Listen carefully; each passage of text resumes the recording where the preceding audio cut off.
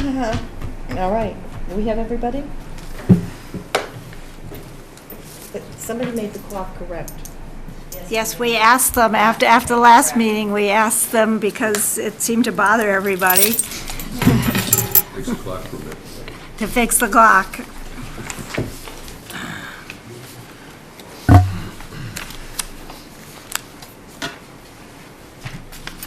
is all going to be typed out, but this is the one you sent to him and he filled it in. All right, it's now 7 o'clock, February 27th, 2020. Situate Planning Board, I'll call the meeting to order and accept the agenda. Is there a motion? So moved. Second? Second. All in favor? Aye. We have a continued public meeting, site plan administrative review, common driveway, 115 Grove Street, applicant owner Henry Holmes.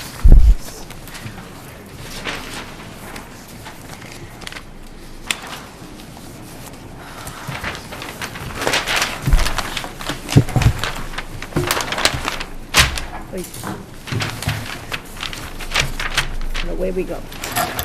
Okay, Greg? For the record, Gregory Morse, registered engineer, Morse Engineering, representing the applicant Henry Holmes.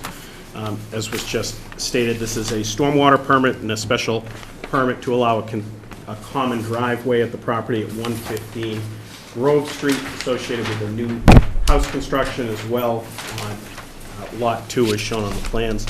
Since the last meeting, we've made 2 rounds of plan changes. The plans have been peer reviewed by Merrill Associates. The plan changes that we had made, we had relocated a rain garden that we had previously had, referring to the plan Grove Street at the bottom of the page. We previously had a rain garden along the southern lot line. We reconfigured the grading on the driveway so that we could get the rain garden kind of central between the 2 house lots as opposed to along the lot line itself. We moved the location of the dry wells associated with the new house here. We moved the dry wells to between the driveway and the foundation. We reduced filling in the backyard of the new house. We previously had 2 to 3 feet of fill in here. Now we're leaving that at natural grade essentially. And we put together a planting plan. We had our wetland scientist and botanist Brad Holmes put together a planting plan with extensive plantings of the rain garden area itself, as well as some plantings along the 50-foot buffer zone and plantings along the southern lot line to appease the abutter to the south and create a visual buffer between the 2 properties. Merrill Associates' latest letter dated February 24th, I believe, states that we satisfactorily addressed all of his comments with respect to the drainage. I believe you also have correspondence from the fire chief or deputy chief, Al Elliott, that he's satisfied with the layout of the common driveway. Turn it over to you. Karen? So, yes, our consulting engineer is okay with the stormwater. I have been coordinating extensively with the Conservation Commission and Board of Health, and the Board of Health still has some issues with this, and Mr. Morse was notified of those issues today, and they are working to resolve the issues. The issues remain pretty minor at this point from the Board of Health. So I believe that they will, and the Board of Health will likely sign off as soon as Mr. Morse addresses those issues. Conservation is essentially waiting for planning to sign off on the stormwater before they do their final public hearing. We have got a draft common driveway agreement, and it needs some work. We're going to be getting another one, but I did put in the conditions that they could do that within 2 weeks of the planning board approval. Okay. I'll open it up to the board.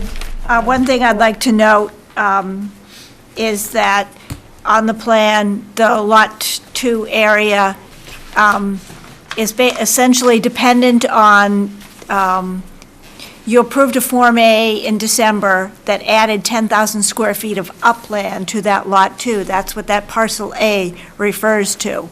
And so the applicant doesn't intend to do the transfer unless all the permits are approved. So I've asked for a note to be put on the plan, and I've conditioned that, nothing can happen without that land being transferred. The Board of Health and Conservation and Building are all very aware of this situation. Sort of like putting the cart before the horse. So you're talking about the back parcel? Yes. So this isn't, these aren't actually two parcels, these are three? So, parcel A is a piece of upland that was conveyed from an abutting property to Lot 2 to make it a buildable lot. Without parcel A, Lot 2 is not a buildable lot. Will be conveyed. It has not been conveyed. Where is parcel A? Way out back to the east. It's shown on the A&R plan, but it's off the top of the page. It's several hundred feet. Not on this? It's not on that plan, no. But it is, I have the A&R plan right here. It's, the intent is to combine it all. Everybody is aware that they need the 10,000 square feet to get the upland area. So we've endorsed this previously in December to take the 10,000 square feet over here. So it's all, the board did endorse the plan, as you can see that. But he hasn't done anything with it. That's correct. There is a purchase and sale agreement signed for parcel A to be conveyed contingent on approval of plans here. This lot is not buildable without parcel A. It cannot move forward at all without parcel A, so it certainly needs to be conveyed prior to anything happening. The note was added on the plan. We know that.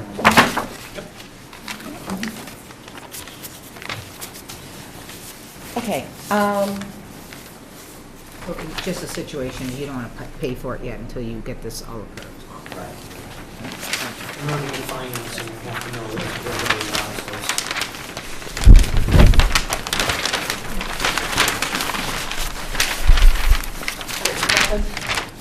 you want to wait a minute? You can, someone else can go right now.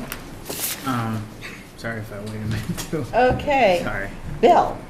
I don't need to wait a minute. Okay. I got a question, and it's probably very easy, and you can explain it to me quickly, but I'd appreciate your time. How do I know which plants I'm gonna put where in the rain garden? Sure. There's a planting plan.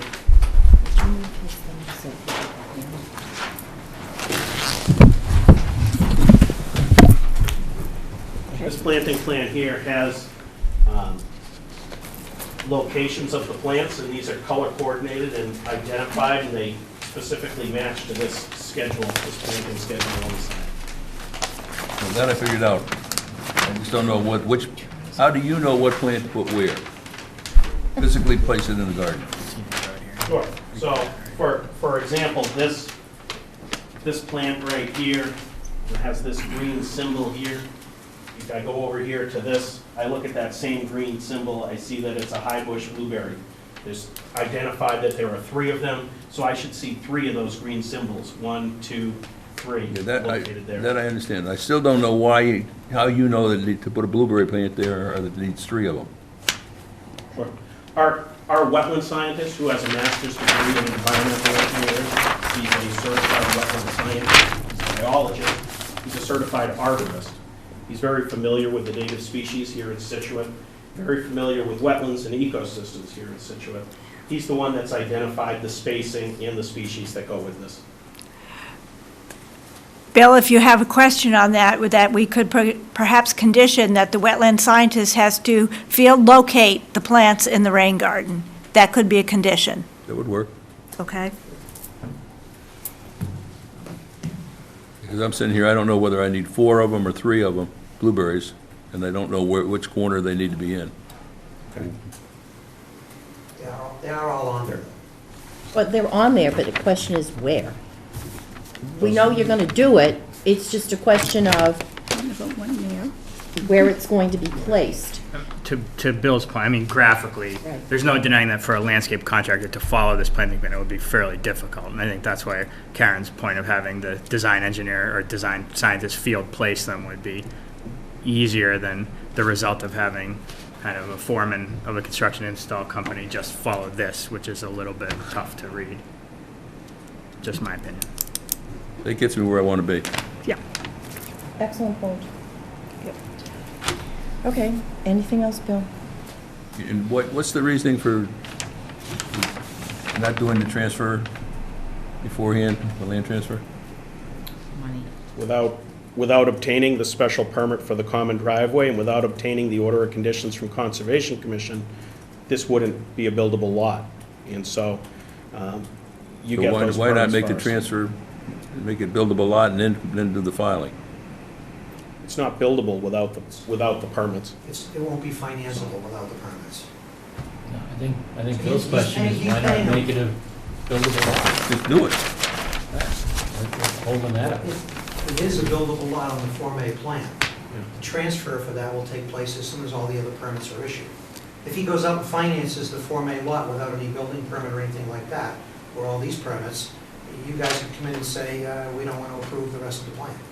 And now he's wasted tens and tens of thousands of dollars, and Would the you bank please ends up with identify nothing. yourself for people? I'm Steve Bjorklund for the record. But he needs to have the approvals to go forward. It's just like a subdivision or anything else. You get the approvals, then you go to the bank and you do the transfer. But again, the only thing is the note on the plan that she wanted saying that somebody can't get a building permit until all the approvals are in place and the lot transfers. And that, we're okay with that. It's almost a simultaneous thing.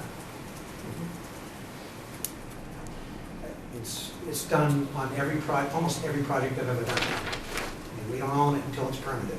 I think this is the first project I've seen where somebody's done a Form A and haven't made the lots happen.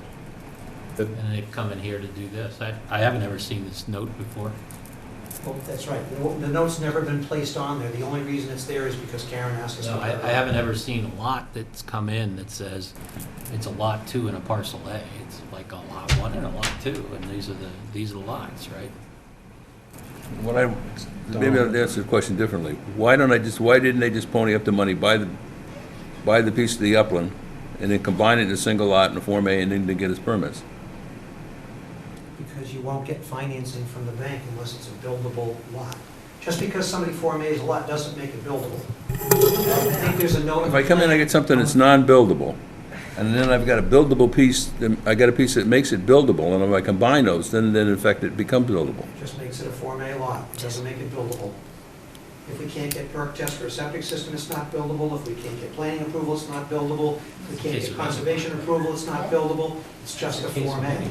So the Form A's been approved, now we go forward and get the permits. We need a stormwater permit now.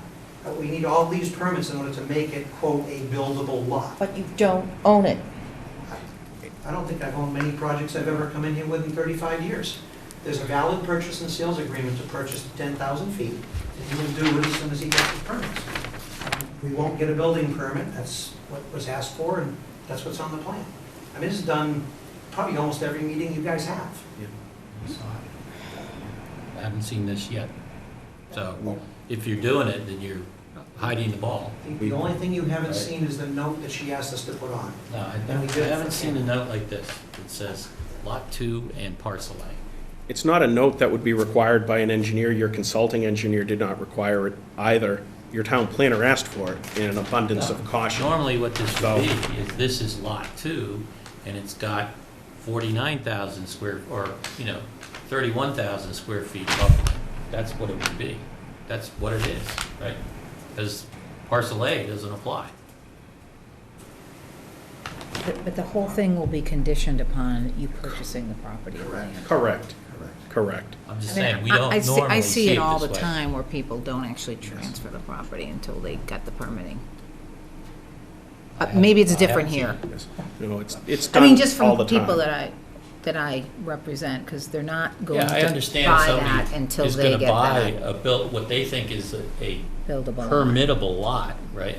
This isn't even permittable yet, right? You can issue the permits on this. Your specific applications have two separate locations. You're supposed to put an applicant, there's a separate column to fill out the owner. Oftentimes, the applicant doesn't own the land. That happens all the time. Every subdivision I've brought in front of this board, the applicant on it doesn't own the land until the permits are issued. But the land itself is a parcel, and it has X number of square feet, both total and upland. This one doesn't. Yeah.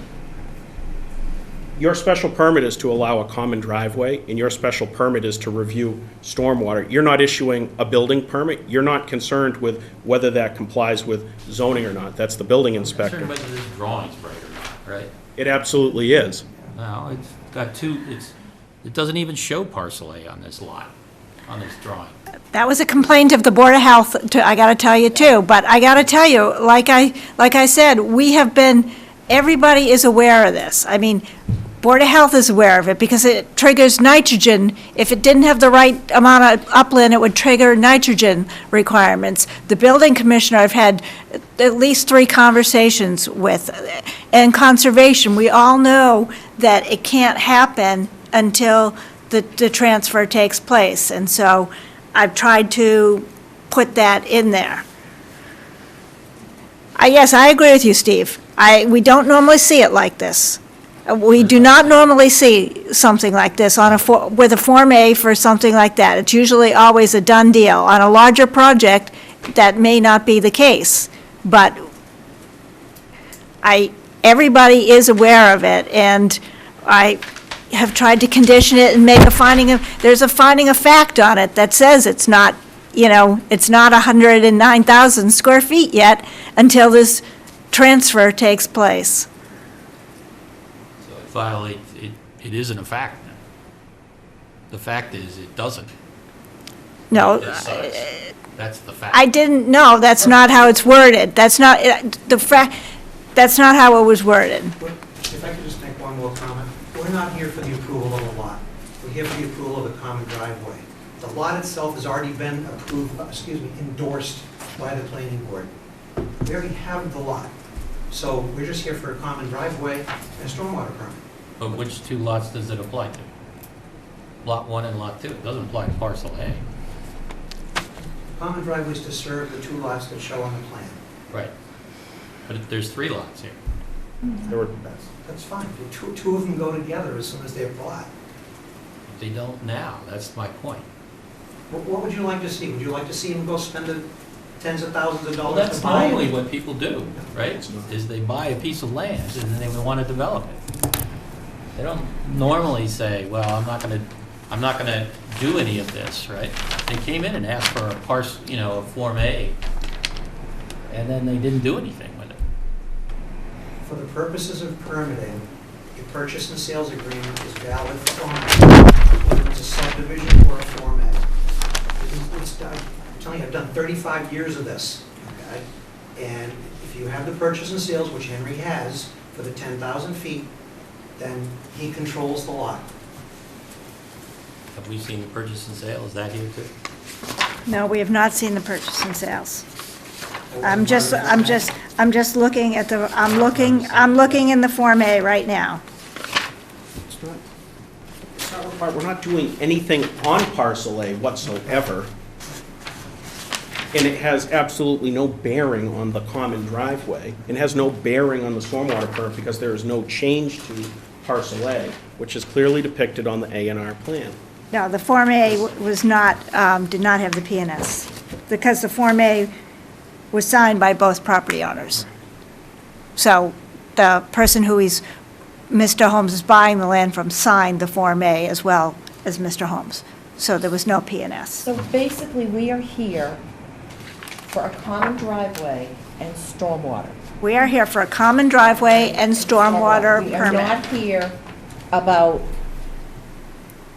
the house, the building of the house. We're here, stormwater has to do with the rain garden and the plantings, is that not correct? Stormwater has to do with the development of the site. The development of the site contains a house and a septic system and a driveway, but you are permitting a common driveway.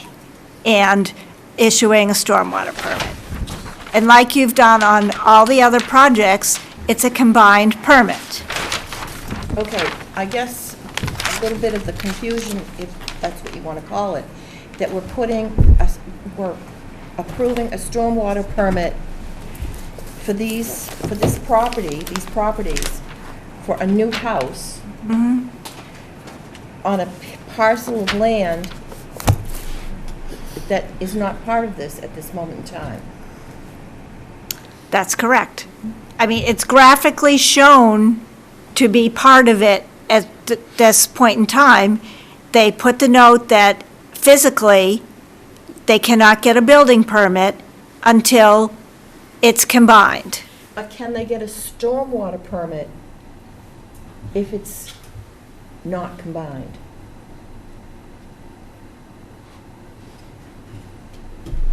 What am I missing here, Karen? I mean, I've written it as one permit, so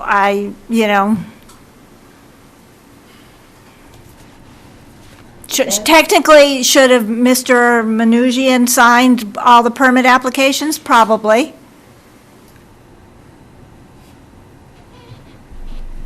I mean, we only have an application that's signed by Mr. Holmes. But, I mean, We're not doing any work on the Menugian property whatsoever, and we have a signed purchase and sale agreement to purchase that property. It's excess land out back that's being conveyed. There's no work being proposed on it that would trigger any sort of special permit or any kind of stormwater permit. There's zero work happening on the land that's being conveyed, and Mr. Holmes has it under agreement. You absolutely can move forward with this. There is nothing in your regulation that prohibits this. Ben? So, for clarification, the Form A was done to basically transfer to this lot, add to this lot, an amount of upland to then make that particular lot buildable. The combined lot buildable. For zoning purposes. Correct. Right. Correct. So the question procedurally for the board, and Karen, maybe you can render an opinion, like I'm looking at the bylaw, is whether procedurally common driveway stormwater permit would be issued to a lot that has not yet been deemed buildable per the zoning standard of upland, wetland, lot area, whatever. So that's really, that's what we're, I think that's need the to question. decide. Yeah. well, I did talk. I haven't ever seen it happen this way. I talked to the building inspector, and he says as long as they have a valid P&S, he can issue a building, or the. I don't want to, he said that he could probably issue a building permit with a P&S. Probably. I believe he said probably. Then he said he could issue a letter saying that they could get a building permit if they had the proper amount of land per zoning. And that's the whole intent here. They will have the proper amount of land when it's all transferred. But that is all predicated on our approval. That's correct. And the Board of Health approval and the conservation. And the conservation. approval. Used to be Somebody easy has to go first. Somebody has to go first. Yeah, but I think the piece that we're missing is the purchase and sales agreement, because that gives you a right of ownership to come back up and do the following through with a permit. Can you postpone me for 15 minutes and I'll come back with the purchase and sales agreement?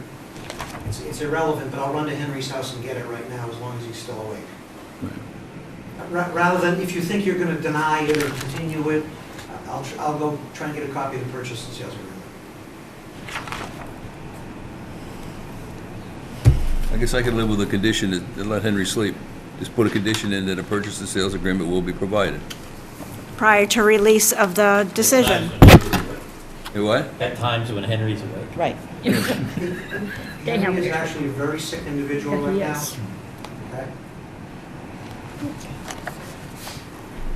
Okay. So let me ask you another question on this. How does the common driveway address the management of all the stormwater stuff? This is not, this is all part of sort of a common easement. I see that the boundary cuts through the rain garden and all of that. But do the homeowners have common responsibility here? Yes. Not responsibility on a property line, but common responsibility for the whole thing. There is a common driveway agreement that I sent you. I don't know if I don't remember if I sent you, but we got a common driveway agreement in this week. I asked for it to be amended because it wasn't sufficient. I was just handed a copy tonight that's similar to many of the other common driveways that are already done. But I've tried to take care of that by saying that they provide it within 2 weeks of approval of the permit, so that all the common driveway agreement, the final. Isn't that what you have there? Right, but, Do we have that? no, I just got it. Oh, you just got it? I just got it. I just got it, but it's the standard common driveway agreement that we've been using for a while, so that, yes, both parties have to maintain it. I have to check it because I did ask for no parking on the common driveway. That I put in an email, and so that has to be part of it, because we've had issues with parking on common driveways in the past. First Parish Road comes to mind. That's correct, so. All right, you know what? This is one of those things, and to a certain extent, I feel like we're punching feathers with this. I think if we go through I this, think we'll we're going to go find. through this. Do you want me to read it? No, but can I just make a comment, Yes, go Greg, for it. is that in this time of incivility, I really don't like the word appease. We're not going to appease anybody, we're going to better the property. Can we say that instead of appeasing the neighbor, we're going to put in all the shrubbery and stuff? Sure. Thank you. We reached out to him, and he Thank you. requested the plantings, and we made them. Thank you. We're not appeasing anyone. We're making nice. We're making nice. That's what we're doing. Yeah. We're working with people. Thank you. Okay. Do you want me to read Yes, this? Trying to address all of his concerns, and I think we did a pretty good job. thank you. All right. Janet, Rebecca, are you all set? I'm all set. I have a couple questions. Go for it. Sorry. It's all right, That go. kind of went off on Yeah, that you can. Don't. aspect, but I was going to go back to the stormwater. So in the planting plan that's shown, are you proposing a rain garden seed mix as well as planting, individual plantings, live plants? I'm just curious what the green infill is in the graphic. Yeah, he has a rain garden grass mix specified on the bottom of the plan here. So that's what this green shading is? Right there. That would be what the green shading is. So it'll be a seed mix with live plants? Correct. Then it's underneath your book, to your left. Oh, no, Okay. I know that. That's why I'm asking the question, because Okay. It's not really marked that way. No. And then the other thing, not to jump on your design engineer too much, but generally, like, shrubs are specified by container size or root ball size. It's kind of hard to, they're spec'd by height right now, which is a little bit tough to follow. The evergreens spec'd by height is fine, but otherwise it's kind of, I've never seen in the nursery trade some shrubs or deciduous plant material referred to by like a height. It's usually, These are by court. These are by 2-inch plug sizes. 2-inch plug. This one here, the blueberry is a height. This Right. is a 2-inch plug. yeah, and for sorry, I should have been more clear. And also in the mitigation and screening plant list as well, above. Okay. So that's just one thing to note, and then I just should note to the board that, do you guys know what plugs are? No. Plug, when you go to the plant vegetables and you get the little 6-pack Yes. cells, that's Right. what a plug is. I know that. So it's not, You know. it's a plant that's been a perennial that's recently emerged. It's not a full size. So it's a 2-inch plug, so it's only this big. Correct. I mean, the space, there's decent numbers of them, but I just want the board to be clear that Okay. what that is. But it's not an ornamental planting, it's an infrastructure planting, so. Okay. All right. Are you suggesting that given that they're 2-inch plugs, there needs to be more of them? I'm not gonna make a good determination, I guess, Okay, that's I wonder what you something, were trying maybe, to get at there. I was just kinda looking at that aspect. Are you all set then? No. All And right. the last thing was about the pretreatment. It seemed like there was a little bit of back and forth with a peer review engineer, so I was wondering if you could talk a little about the pretreatment. Sure. The pretreatment is treating runoff coming off of the driveway before it gets into the rain garden. You're required to provide 44% TSS removal prior to the rain garden. We previously, I think, had just a pea stone diaphragm at the end of the driveway, which didn't achieve that 44%. That was with our earlier iteration. Our most current one, which Merrill has agreed to, is that it's a pea stone diaphragm followed up by a sediment forebay and then discharge into the rain garden. So that achieves the 44%.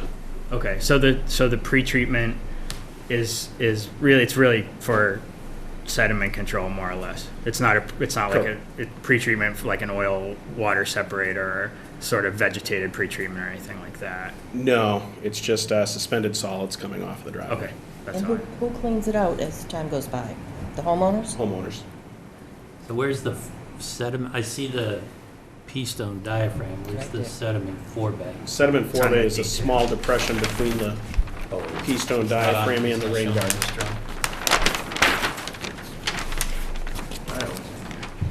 It's shown on my civil site plan. Different drawing? Oh, here.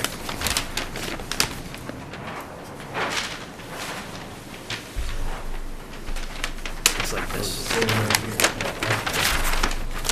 You'll see a couple of spot grades in the bottom of it. It's called out for post 74. I have a site visit at 10 o'clock. We have a diagram of it up top, a cross section Between here, 9 and 10. labeling what the bottom elevation is, 82.7, with a spillway of 83.2, so it's only a 6-inch deep area for sediment to fall out. Like I'm looking at a different drawing. Is that sheet one? Is that the new one Karen put up? Yeah, this is sheet 1, it's the plan that was revised to 2620. Oh, you might have an old one. You have an old one. I think I have an old drawing. There was only 3 copies of the new one, so It's this one. you have to share. Okay. I'm looking at the wrong thing.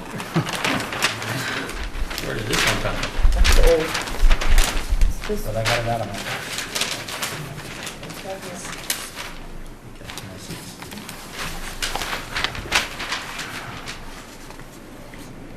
Oh, there's a difference.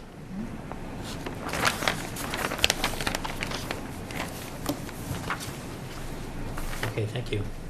I don't know where this one came from. All right, Dan, you all set? Yeah. Bill? Almost done. Patty? All set. Rebecca? I'm all set. Steve? I move to make the following findings of fact. This is 115 Grove Street. 1, Henry Holmes, the applicant, filed an application for a special permit and stormwater permit for a common driveway serving 2 lots at 115 Grove Street, known as Assessor's Map, Block Lot 36-2-2, and 5R, the property, with the town clerk on November 25, 2019. The applicant's deed is recorded with the Plymouth County Registry of Deeds at Book 48835, page 134. 2, 1 common driveway is proposed.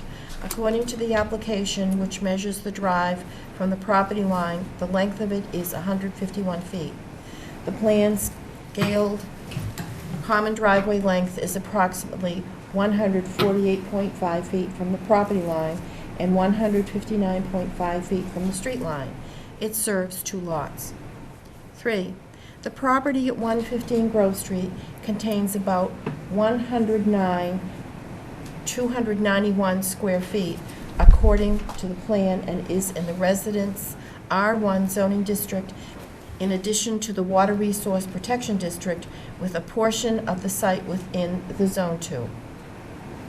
The planning board endorsed a Form A plan dividing the property into 2 lots and Parcel A on December 12, 2019, adding approximately 10,205 square feet to the original land area of approximately 99,082 square feet. No deed has been provided to show Parcel A has been transferred and recorded. 4, the site is in the Water Resource Protection District, Zone 2. The zoning bylaw establishes a Water Resource Protection District to include areas significant to the town's drinking water supply source, which require zoning protection.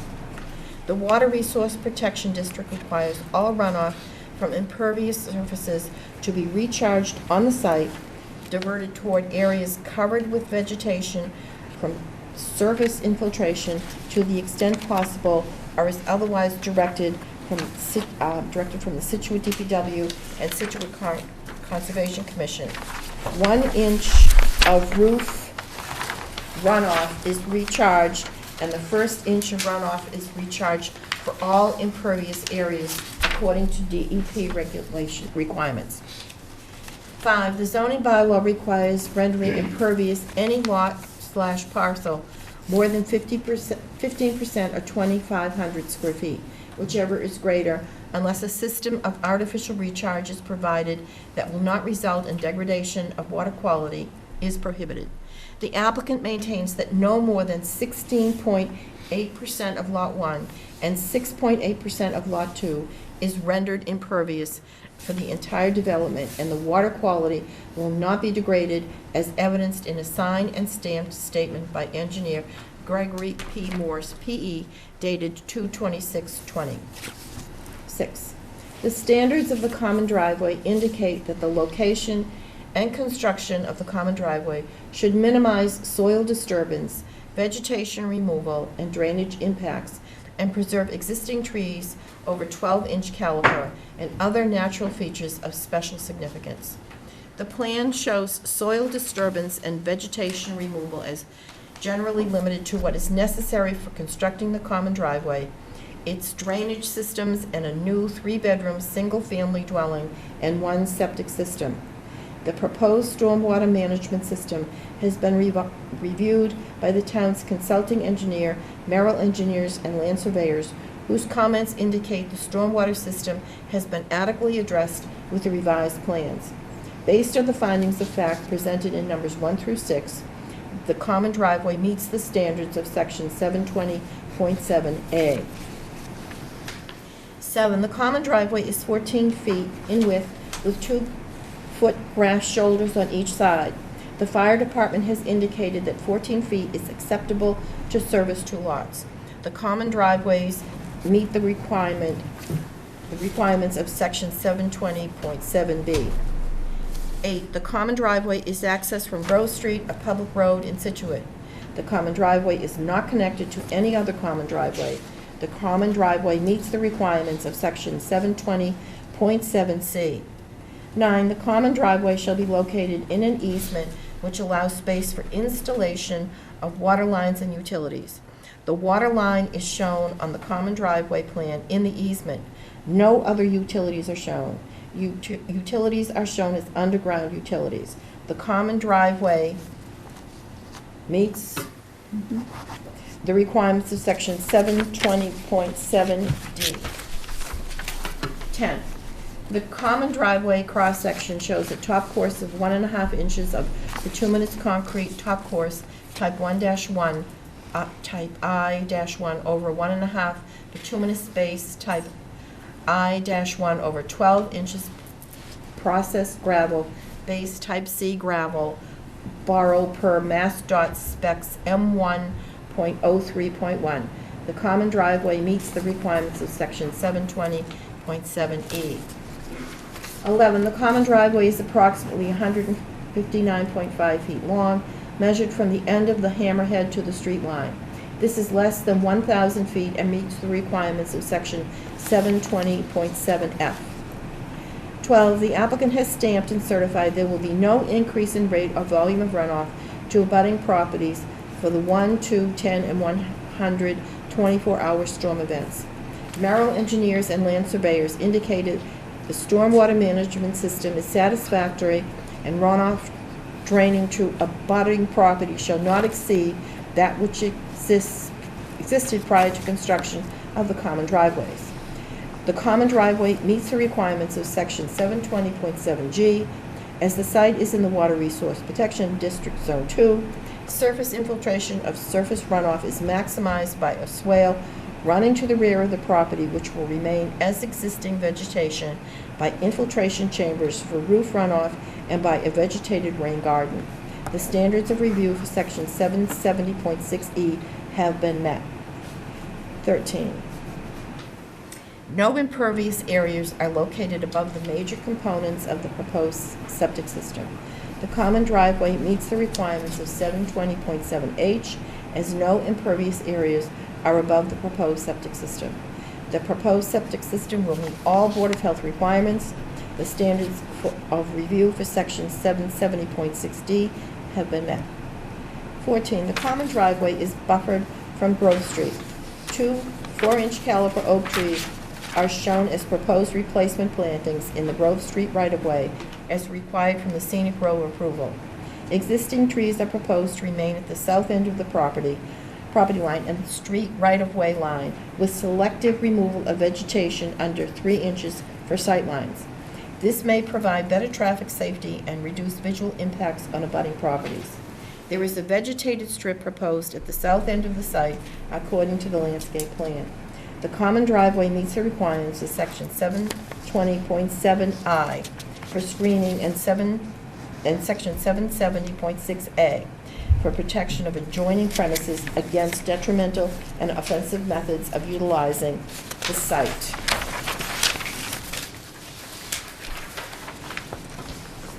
(15) Turnarounds for emergency vehicles shall be provided with a minimum length of 30 feet and width of 20 feet in locations approved by the fire chief. The Scituate Deputy Fire Chief indicated there was no issue with the hammerhead. The common driveway meets the requirements of section 720.7J. 16, the town's consulting engineer has indicated that stopping site distance requirements and intersection site distances at the common driveway entrance has been met and meets American Association of State Highway and Transportation Officials, AASHTO, standards.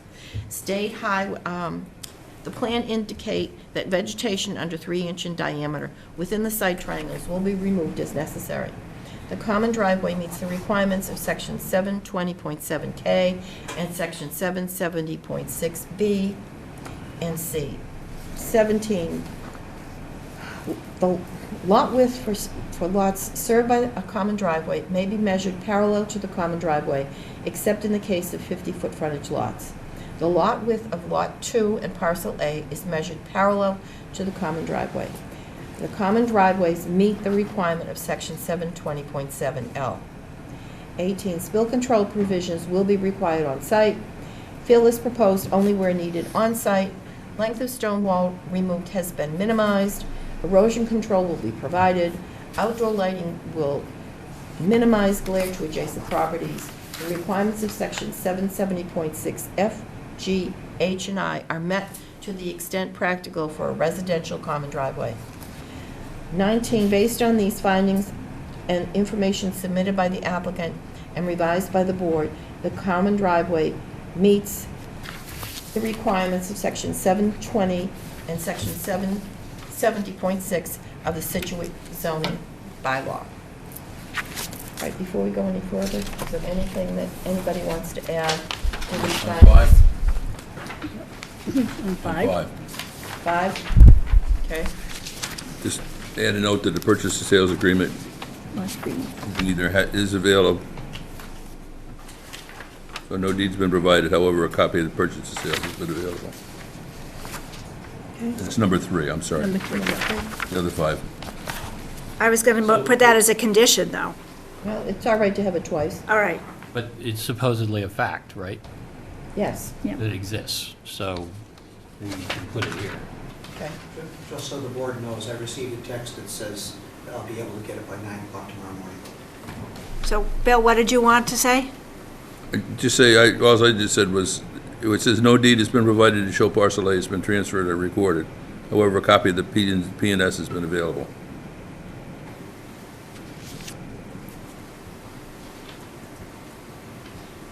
there's a couple minor things too. Number 12, it should say 1, 2, 10, and 100-year storm events. And number 14, under 3-inch in diameter.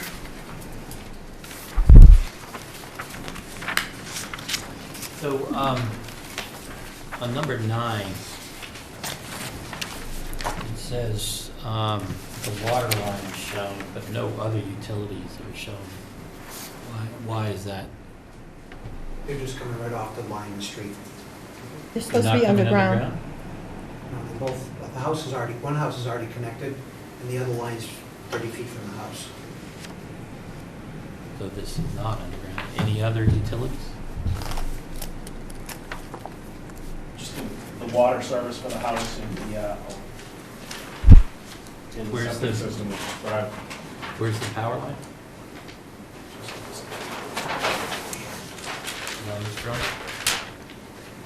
First of all, is this the right drawing? Yes. Okay. I don't believe they showed any other utilities besides water line. It says utilities are shown as underground utilities, so we need to strike that Where does that say that? in the findings of fact. Yeah, I guess you need to, Strike that. Number 9. So where's the power line? There's is? water lines underground, right? Just So took out it's- the utilities, Ann, is that what you It's out, said? it's out front in the right of way of Grove Street. So It's it's in not the- gonna come up, the water service is obviously underground. The electric will be overhead in front of the house. It doesn't come up the common driveway, it comes directly off of Grove Street. I just have a question on that. Is there any reason, like feasibility-wise, why I couldn't go in the driveway? Can't be underground. So the overhead wires are on the opposite side of the street. Okay. So you'd have to physically install a pole right in front of this house and come across the street overhead and then drop down underground for 30 feet to the face of this house, as opposed to just going overhead the whole way, eliminating a pole, which is how every other house on the street is constructed. No, I was just That's why. asking because, That's, but it's okay. I was just asking because the bylaw says underground utilities are encouraged for common driveway construction, so I just wanted an explanation, that's all. Normally, if we do a common driveway that has some length to it, and the homes are going to be serviced from the electric in the driveway, we would put it underground for that. That's all I'm looking for. I assume there's going to be no gas because it's not shown on the I plan. don't think there's gas in the street out there. Okay. No. From the west end, they don't have a lot of gas around. I'm not positive, but I don't think. No, I don't think there is any gas up there. If there's gas out there, it'll be underground. In the common driveway easement, no other stone wall is going to be disturbed for the gas line. Is that a yes? So that's what's gonna happen? Do it at the entrance of the driveway, just go in the house from there. It's got to go around the septic system anyways, so we can run it up the All driveway right. if they have it. And do we approve the findings of fact as amended? How did you amend it? We Says- we fixed Took out no, number 3, and underground. And we took out, utilities are shown as underground utilities, we took out that. 3-inch diameter for sight lines. Right. Number 14. And number 12, the 100-year. And the number 3, yep, that's what we amended. Okay. If you want it to be close to perfect, there's also a couple spots where it says common driveway. Yep, and I will change those. Yes, I will saw change. that. I will change them. Okay. All right. Is there a motion on the findings of fact? Hey. So, I just wanted to understand this Board of Health thing. You said the Board of Health has some issues? Because this says it's going to meet It all will Board of meet Health all, requirements. it will meet all Board of Health requirements, but the Board of Health has not signed off yet.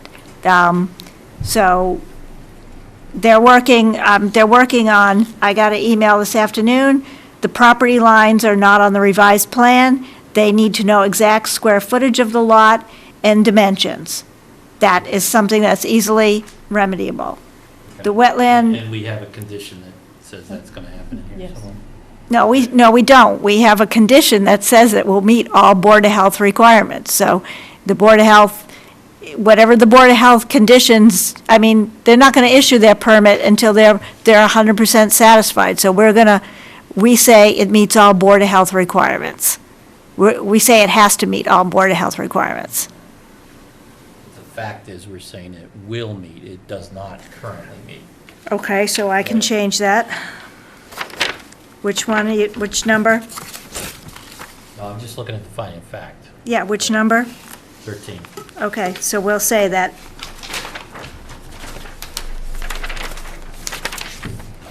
On 14, this says, this sounds a little ambiguous, this may provide better traffic safety. Should this be a will? Or? I'm not going to certify it's going to provide better traffic safety because I'm not a traffic engineer. I'm asking the applicant. So we've provided site distance showing compliance there. It complies with the site distance requirements for a residential driveway. Okay, so it's not, I think it's, because it's ambiguous, I don't know why we would say it as a finding of fact, right? You want that removed? That's what I would suggest.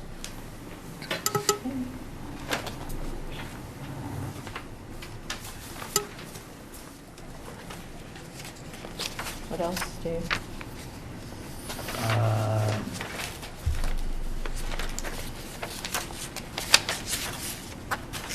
I think on 16, we should, after removed, site triangles will be removed, it says the vegetation will be removed and maintained as necessary.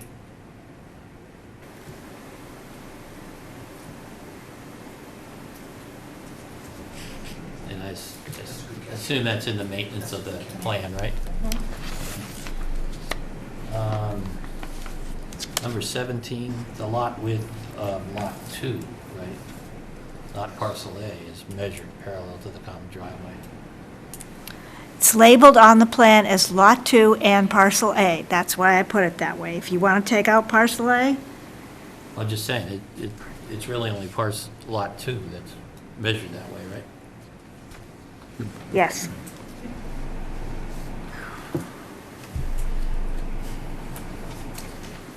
That's everything.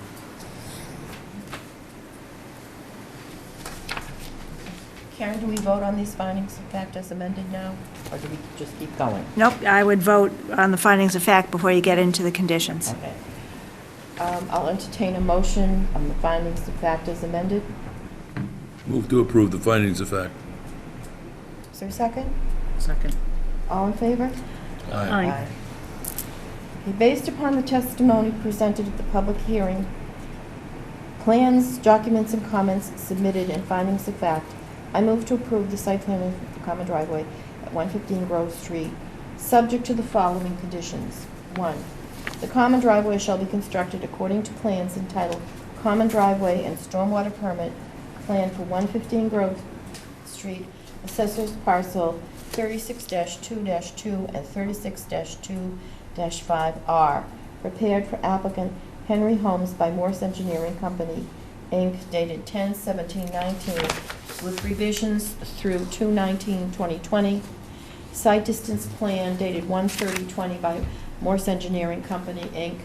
Planting and landscape plan dated 1/30/20 by Morse Engineering Company, Inc. Stormwater permit application for administrative review for low-impact projects for 115 Grove Street and dated November 13th, 2019, with revisions through February 19, 2020, and as further revised to meet these conditions. 2. What? Just 1 second, February 19th, we have a revision after that. It's February, the first one should be February 26th. The plan should be February 26th. I don't believe the stormwater report was revised after the 19th, so the first one should be the 26th. So the last date in here is not the 19th, it's the 26th? Is that what you're saying? Right, the plan date is the 26th.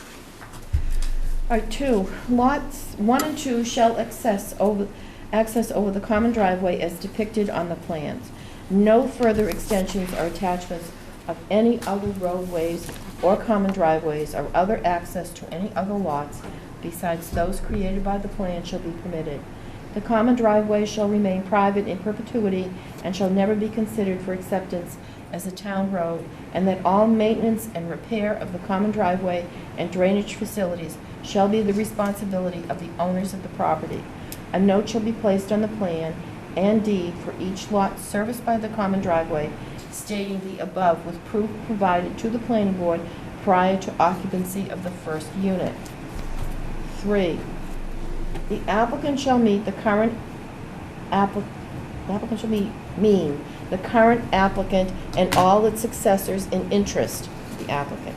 This site plan review shall lapse within 2 years from the date of its issuance, which shall not include such time required to pursue or await the determination of appeal under Mass General Laws, Chapter 40A, from the grant thereof, unless substantial use or construction has commenced prior to that time in accordance with Mass General Laws, Chapter 40A, Section 9.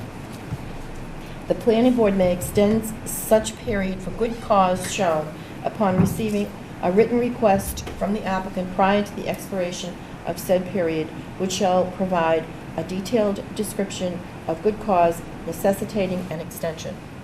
The planning board office must receive written notification within 48 hours of any change of ownership of the property occurring during construction. 4. There shall be no further division or subdivision of any lot shown on the plan for purposes of constructing additional units or buildings. There shall be no further expansion of any building or impervious surface on the site. No additional dwelling units shall be added. No additional expansion of the limit of work is allowed without further approval of the Scituate Planning Board. 5. The applicant shall consent to allow members and town officials from planning board and other persons acting under the planning board or its agents to enter upon any lands and carry out such surveys and inspections as may be deemed necessary, and place and maintain monuments. The applicant shall cooperate with the planning board and town officials and assist them in their effort to verify that the layout, design, and construction work for the special permit are satisfactory and conform to town specifications and requirements of the board. 6. Prior to the pre-construction conference, the applicant must attain all necessary approvals and meet all requirements from the Board of Health, Conservation Commission, Fire Department, Building Department, and Department of Public Works, and these shall be deemed conditions of the planning board approval. Any state and federal permits must be obtained, if required, and supplied to the planning board office prior to scheduling the pre-construction conference, and are also deemed to be conditions of the planning board approval. 7. Construction of this common driveway is subject to the planning board's approval of a scenic road permit and any conditions imposed by the planning board in connection with approval. 8. Construction shall meet all requirements of the Scituate zoning bylaw. All contractors are responsible for all conditions shown on the plan and in the written decision. 9. No new in-ground irrigation system shall be allowed to connect to the town's water distribution system or in any manner use municipal water. In accordance with this policy rule, all irrigation systems installed in Scituate must be supplied by on-site sources at the expense of the property owner. Fines for violating this rule may be levied on the homeowner as well as the system installer. 10. The septic system shall meet all the requirements of Title V and 310 CMR 22, including a reserve area. Any changes to the plan necessitated by compliance with any Board of Health provision requires notification of the town planner to determine if the change is significant and requires further input from the planning board. 11. No work is allowed beyond the limit of work tree line without approval of the planning board. The entire limit of work is to be staked with erosion control during construction. Fines shall be imposed for the disturbance beyond the limit of work in accordance with the Town of Scituate general bylaws. Any disturbance beyond the limit of work will be subject to full restoration, with a restoration plan to be submitted and approved by the planning board. 12. The post-construction operation and maintenance plan shall be strictly adhered to so that 90% total suspended solids is achieved at all times. An annual report is to be provided to the planning board yearly by March 30, certifying all required maintenance has been completed per the plan. All utilities shall be placed underground. Right there, we have to have a change. All right, so you want to delete it? We can just delete it. Delete it. No, because the water line's underground, right? So we want that, right? What it would be So- anyway. So all utilities, I would just say that the water lines should Water be placed line. underground, right?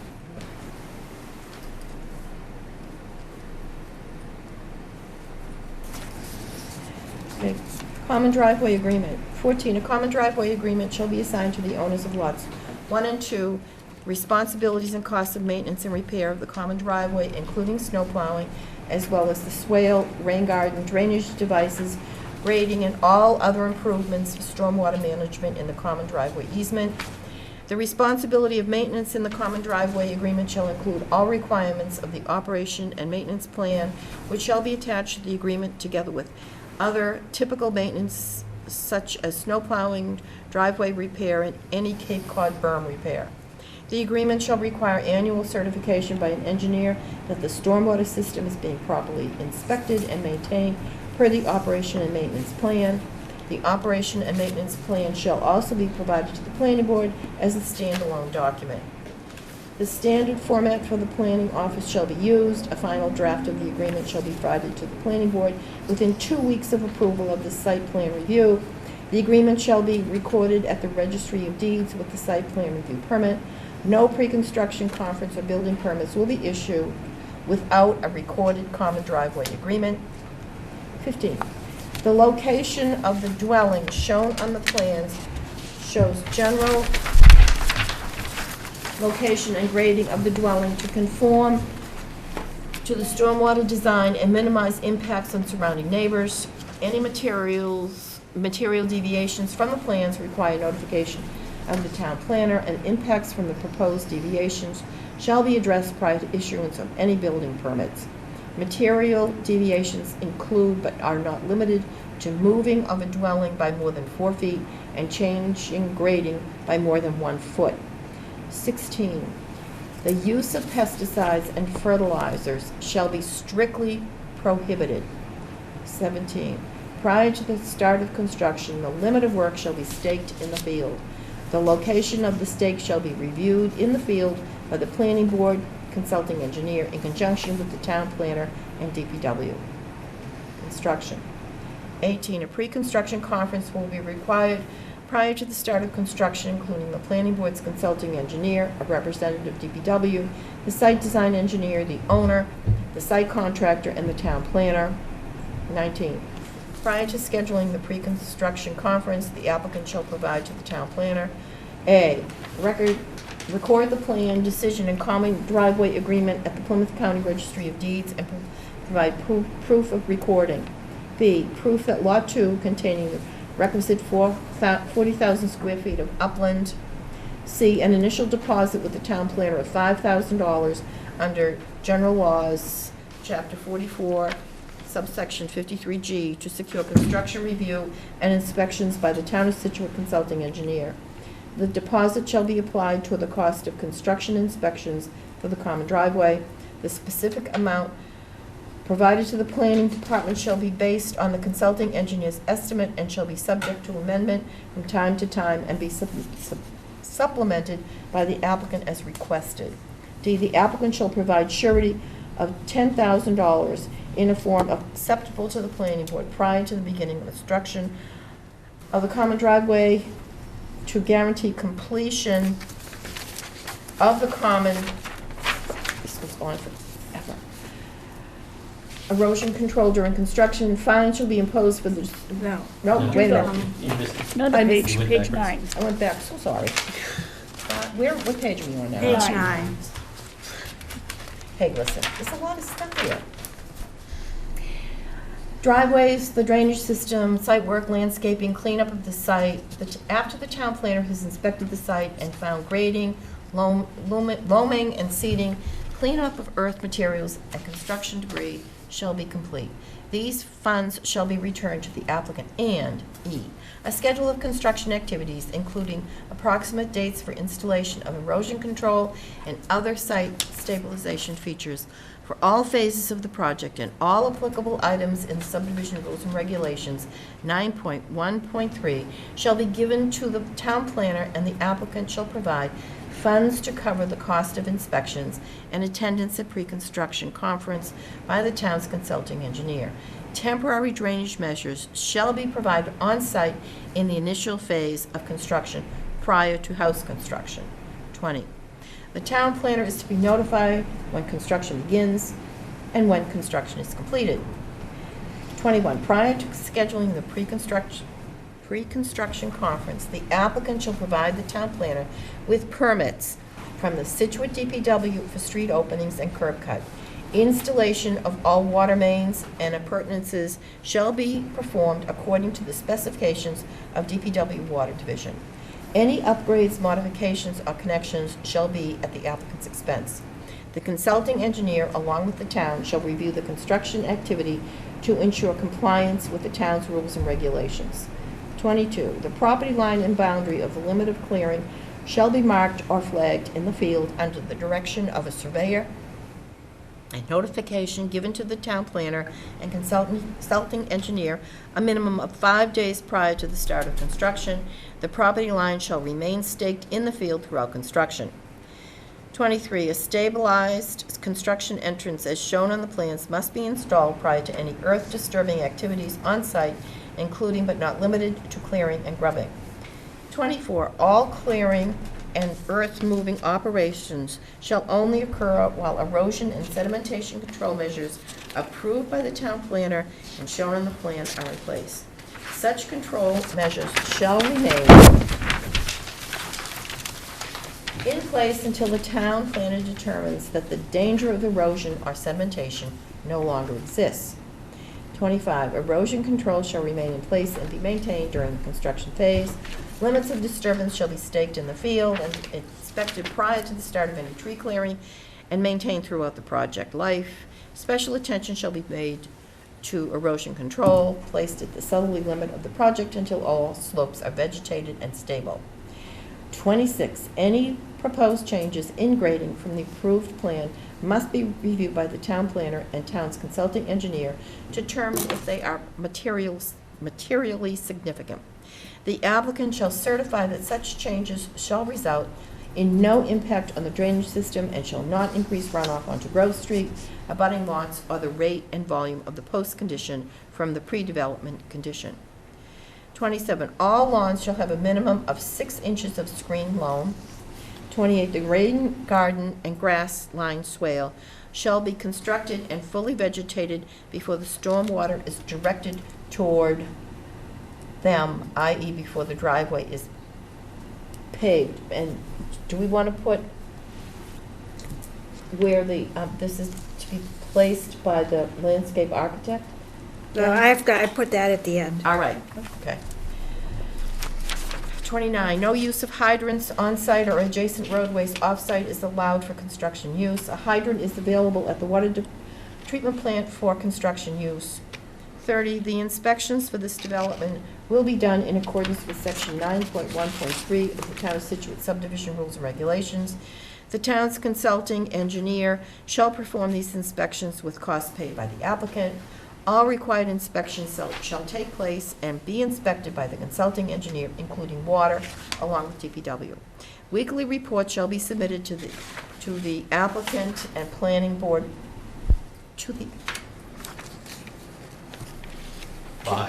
by the applicant to the planning board, stating results of all required inspections, including test pits, unless more frequent reports are needed. 21, construction of the common driveways, site drainage systems, and water system shall be supervised by a registered professional engineer approved by the planning board, who shall certify in writing to the planning board at completion that the driveways, grading, drainage, structures, and utilities were constructed in accordance with the approved plans. This certification shall be accompanied by as-built plans signed and stamped by a registered professional land surveyor and the supervising professional engineer. No certificate of occupancy shall be issued until the planning board is satisfied that access, construction of the driveways, grading, installation of drainage structures, and stormwater management features, installation of utilities, and site stabilization are in full compliance with the approved plans. Special permit and 3-foot separation to the maximum groundwater exists. The stormwater system must be functioning in accordance with the design requirements, and the as-built certification must include a statement that any variation in grade is immaterial and does not materially alter the performance of the stormwater system. 32, prior to the issuance of an occupancy permit, the board's consulting engineer shall inspect the lots and notify the planning and building commissioner that the common driveways, grading, drainage, site utilities, and stabilization conforms to that shown in the common driveway plan. 33, construction work shall not begin prior to 7 a.m. on weekdays and 8 a.m. on weekends, and shall cease no later than 7 p.m. or sunset, whichever is earlier.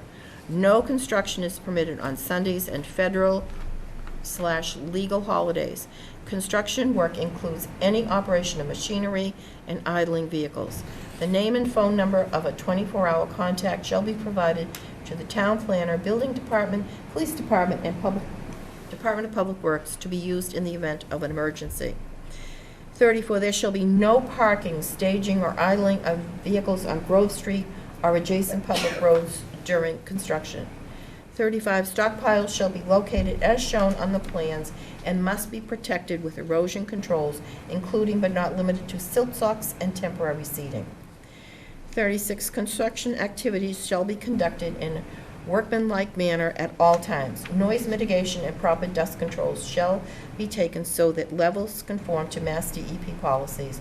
All equipment that emanates sound shall be kept in proper working order through regular maintenance. Street sweeping shall be used to control dust from leaving the site.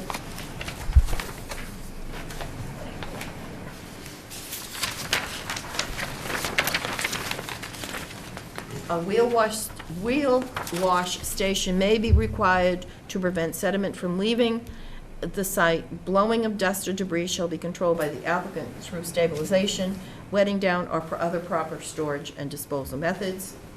37, construction activities on site shall conform to the town of Scituate general bylaws. 38, sightlines on Grove Street shall be maintained per the plans.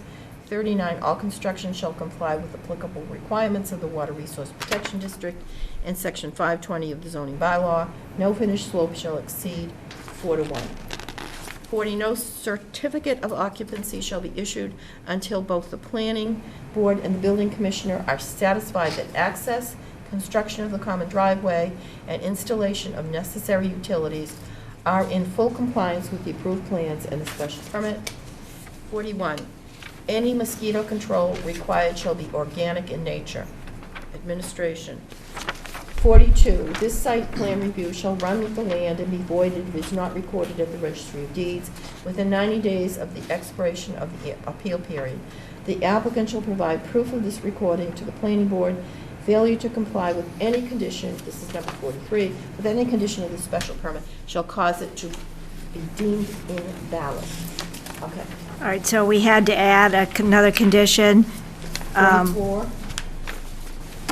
The design wetland scientist shall field locate the plants in the rain garden in the field during construction and certify they are the correct size. Perfect. Perfect. Perfect. All right, so then we also need to add the purchase and sales agreement for parcel A shall be provided prior to release of the permit. And one, How about 19? You could just change that. You have 19B, proof of lot B containing the, how about record, you have to record the plan, decision, and common driveway, record the deed that transfers, is it lot A or is it lot A? Parcel A to the applicant from the Registry of Deeds. Right, I'd say, and provide proof of recording. so just put that as part of condition 19B. the purchase and sale, put it as part of 19B. Yeah, I mean, I think that's just proof Okay. of acquisition or acquisition of parcel A, right? You want it recorded at the registry of deeds. What's that? You want it recorded, you want Yeah. that deed recorded at the registry of deeds. Yes, Mr. Pedroia? Just quickly on 22, it says the property line and boundary here and shall be marked in flag in the field. A lot of this is way out in the woods on the property line. You actually have to stake out all of the stuff in the back, so there's no work to be done. I think we need to make you do that, Stephen. What would It's- the purpose be? Really want the property line in the front staked. What? You really want the property line at the front stake because the stone wall is, We can clearly do in the area of the work, that's not a problem, but this does go quite a ways back through the swamp and then back up. Oh, into the- I just think to keep you busy and off the streets, that's what you should do. If I was a surveyor, I'd gladly do it for you. No, we'll send Greg. It's property lines along the front and the back of the construction. how about in the area of work? Yeah, it's fine. And then I needed to add one more condition at the end, too. Spill control provisions shall be provided on site. That's required in the Water Resource Protection District.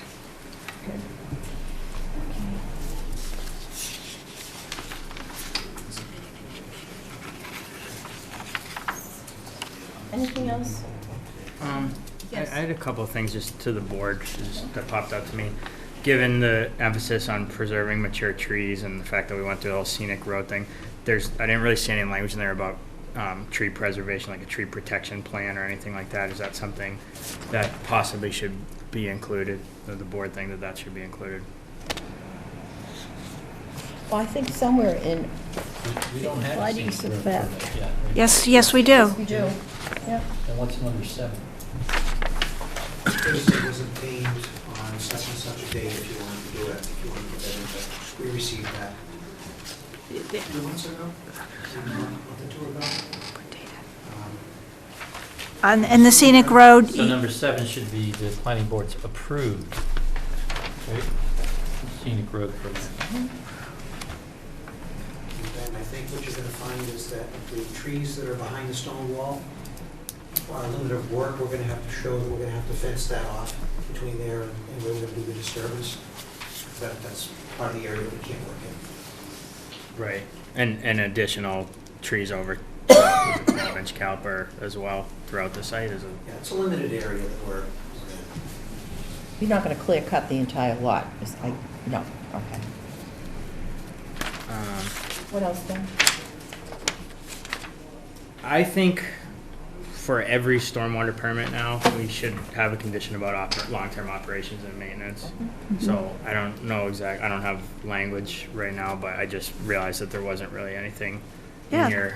there is, There is? Oh, yeah. under common driveway agreement. The agreement shall require annual certification by an engineer that is properly inspected according to per the O&M plan. Okay. It's there. Ben, are you all set? That would be, there's someplace else in here where we're getting a final O&M plan, right? Didn't you see that somewhere? I think it's on the driveway. Oh, 12.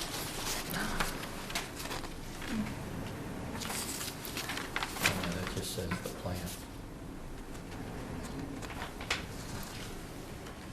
Oh, it's all part of 14. Yes. It's just, it's sort of.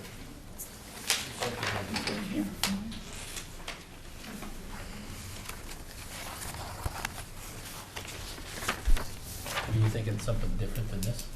No, I'll think of something. It's more, this is a bigger issue, so Okay. it's not just applicable to this permit. Okay. So that, Okay. And then, a 19D, we're posting surety for $10,000. Where did that number come from? That doesn't seem like it's nearly enough.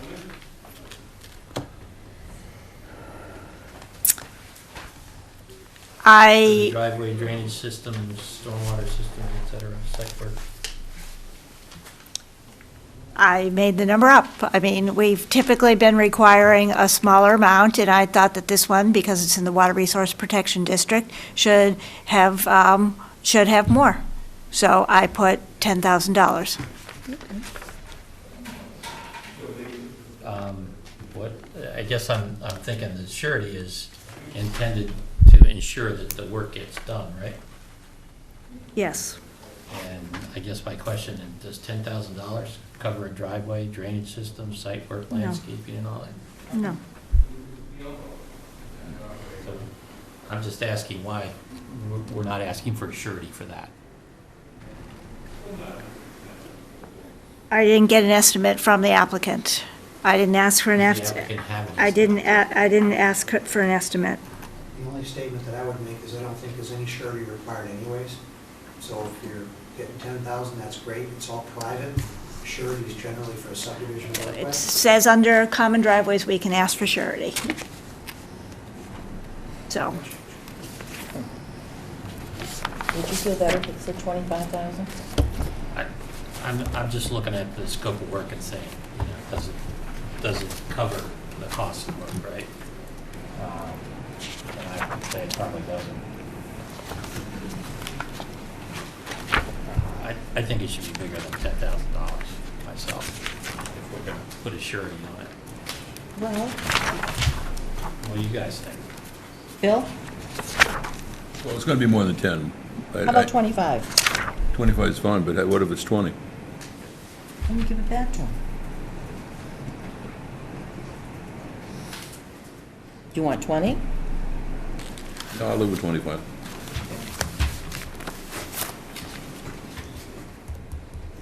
Are you all set, Steve, with that? Yeah, I think, you know, in the future, we probably ought to just, Have you know, get our Discussion. engineer to do an estimate. All right, any further additions or revisions to said conditions?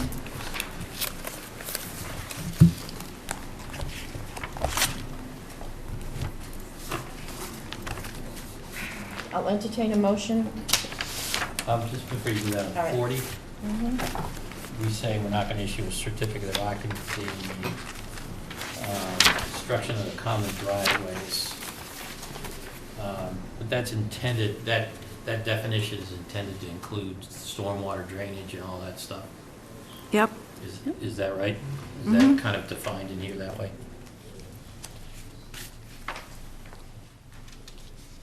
The common driveway has to be fully completed. That includes drainage. Okay, well, in other places, we go through all of this driveway, drainage, all that stuff, right? So I just want to be clear that it's not just... We can say in basic And driveway. appurtenances, What's that? you just add and appurtenances. Our approved plans, the special permit, and stormwater. Yeah, we should at least mention the stormwater system, right?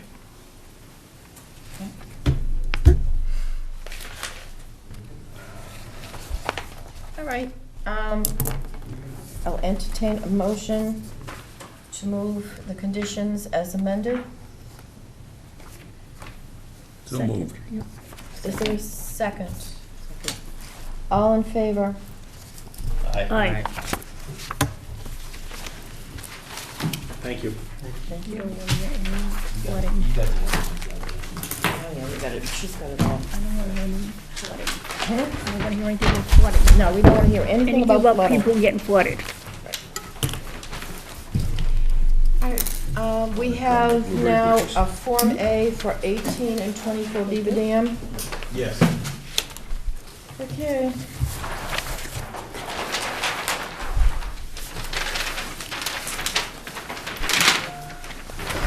For the record, Gregory Morris, registered engineer representing the applicant Chris Flynn. This is a Form A plan for property located at 18 and 24 Beaver Dam Road.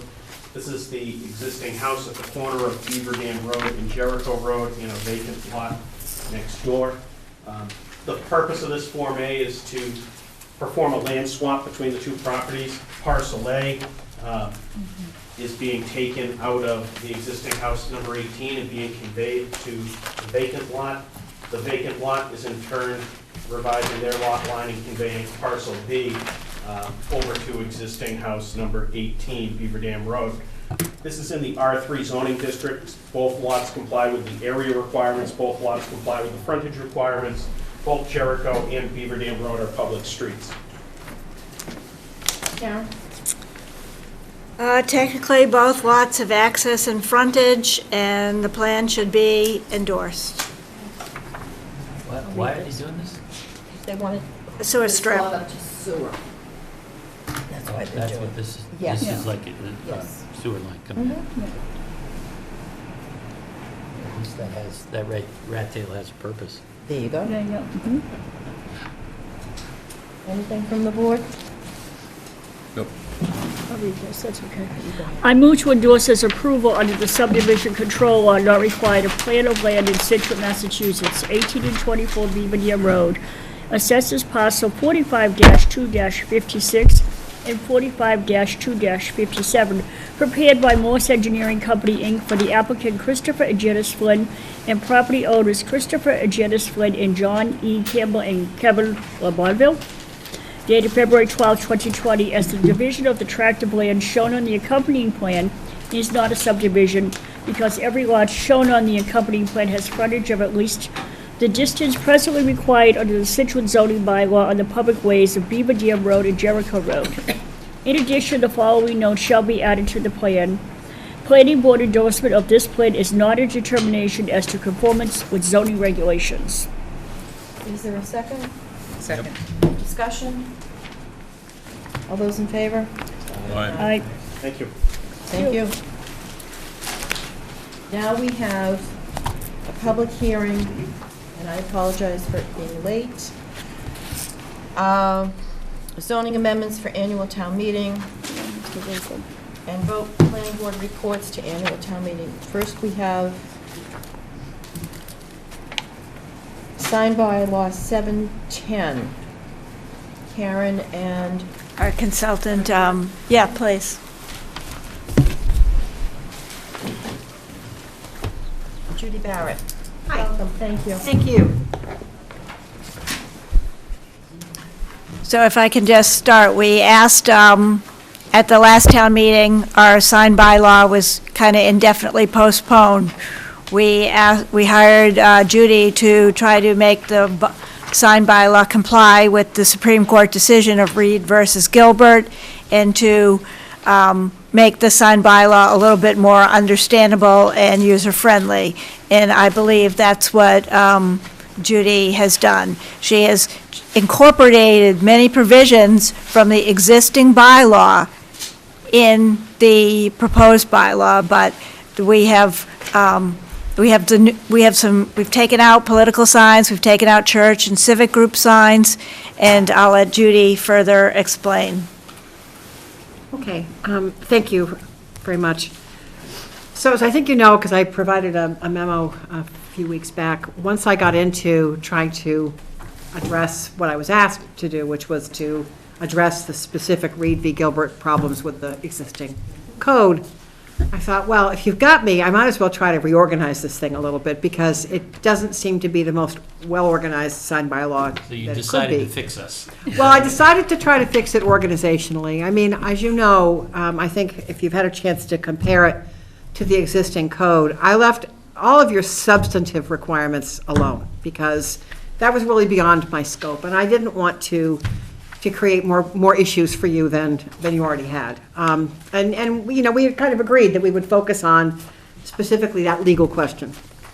But it seemed that it would be smart to try to make the bylaw a little more well organized. So there are aspects of this that are different, but as for the basic rules that apply in each district, you know, number of signs, size of signs, type, that's the same. I didn't touch that at all.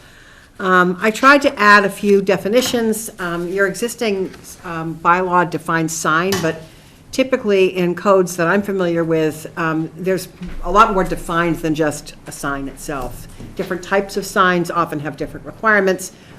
Some zoning bylaws get very explicit around monument signs versus blade signs versus wall signs. I mean, they just get very elaborate, but I wasn't trying to do that here. I just wanted to make sure that we had the vocabulary that was necessary. So Essentially, what you have here is a bylaw that retains the existing purpose statement of your section 710. As I said, the district regulations, for the most part, are the same, so signs that are allowed in residential districts is unchanged. Signs that are allowed in business and commercial districts, that's unchanged. The Board of Appeals' ability to grant certain relief is unchanged. Yes, I may have cleaned up a little bit of grammar here and there, but substantively, those provisions are all the same. What's different is that there is now a specific section on sign permits, which you really need to have if you're going to try to enforce a sign bylaw. You have to have some way of knowing that someone has reviewed a sign and determined that it conforms to the bylaw. So every town I work in has a procedure for sign permits, and they're often just administrative. You know, somebody will come in with an application for either a wall sign on a business or, you know, a temporary sign for a yard sale or something, or a flea market, and it's just an administrative approval. But what it does is it establishes that whatever someone is going to do meets the minimum requirements of the bylaw. So the sign permit provision is there, makes it clear that somebody has to have a permit.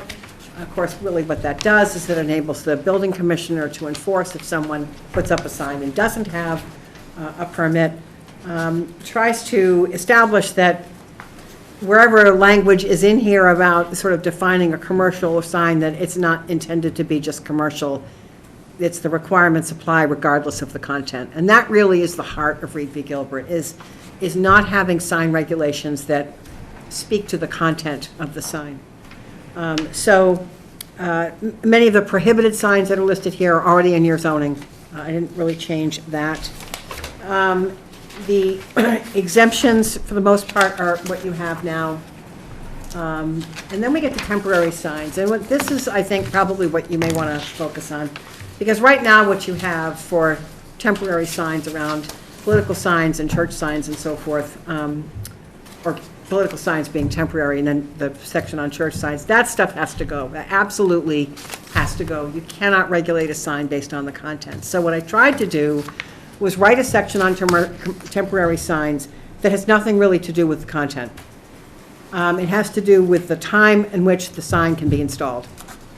So there is a size provision. You know, Reed v. Gilbert doesn't say you can't regulate signs. It says that you have to be careful that your sign regulations don't create a sort of a disproportionate impact on a sign because of its content. That you can't use a sign ordinance to regulate speech. But it doesn't say you can't regulate the size of a sign. It doesn't say you can't regulate the placement. It doesn't say any of that. So what I tried to do here was say, if it's a temporary sign, it has to meet certain requirements. It has to meet a size limit. There has to be a placement provision so that you know where the sign is going is safe and is appropriate. Certainly, any jurisdiction's interest from a public safety and health perspective and an aesthetic perspective to not have the landscape cluttered with signs is a perfectly valid exercise of police power in terms of regulating like how many signs would go on property, whether it's permanent or temporary. Illumination is regulated. You already regulate that for permanent signs. And then we kind of went back and forth about what the time limit should be. We have 45 days in here. It's a policy decision. I think we probably need to get some direction from the board about what you want that to be. I've seen this all over the place, but there's always some kind of rule around temporary signs. Otherwise, it's not a temporary sign. So this says 45. You could make it 60. You know, whatever. I mean, any of those kind of standards are pretty common. What you need to be careful about is that you don't regulate the time of the sign around, say, the event to which it relates. And I'll just use a town election as an example. You can't say that the sign has to come down, so many days after something happens, because at that point, the building department has to read the sign to determine whether the event has happened to which the sign relates. So now that becomes a content rule. So the way to deal with it is just to say, you've got 45 days or 60 days or whatever to have that temporary sign. That's what you've got. And it's up to you when you put the sign up, but you have to kind of be careful that you don't end up tying the regulation to something that would require the building department to interpret what's on the sign. Am I making sense? Okay. And then, of course, a restriction on the number of signs. And again, that's a policy issue. You guys have to decide what you think is appropriate for your town. But I want you to know you can regulate that. The question is, how many do you want to allow? The general provisions for signs in all districts, 710-7, is really right out of your bylaw now. The off-premises signs on traveled ways, that is in a couple of different places in your bylaw now. I think it's, where is it? I can tell you where it is. It is in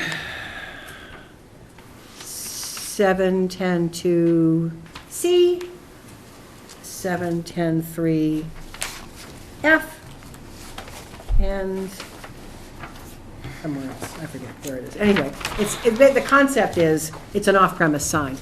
And typically, sign bylaws don't allow those unless you have a billboard provision, which some communities do. A sign, by definition, is accessory. I think it's important for people to understand that. A sign is something that goes on a lot, and it is associated with an activity on that lot. That makes it accessory by definition. If you don't have the use, you can't have the sign. So when it is off-site, when it's off-premises, it becomes essentially its own use. So many communities simply don't allow off-premises signs.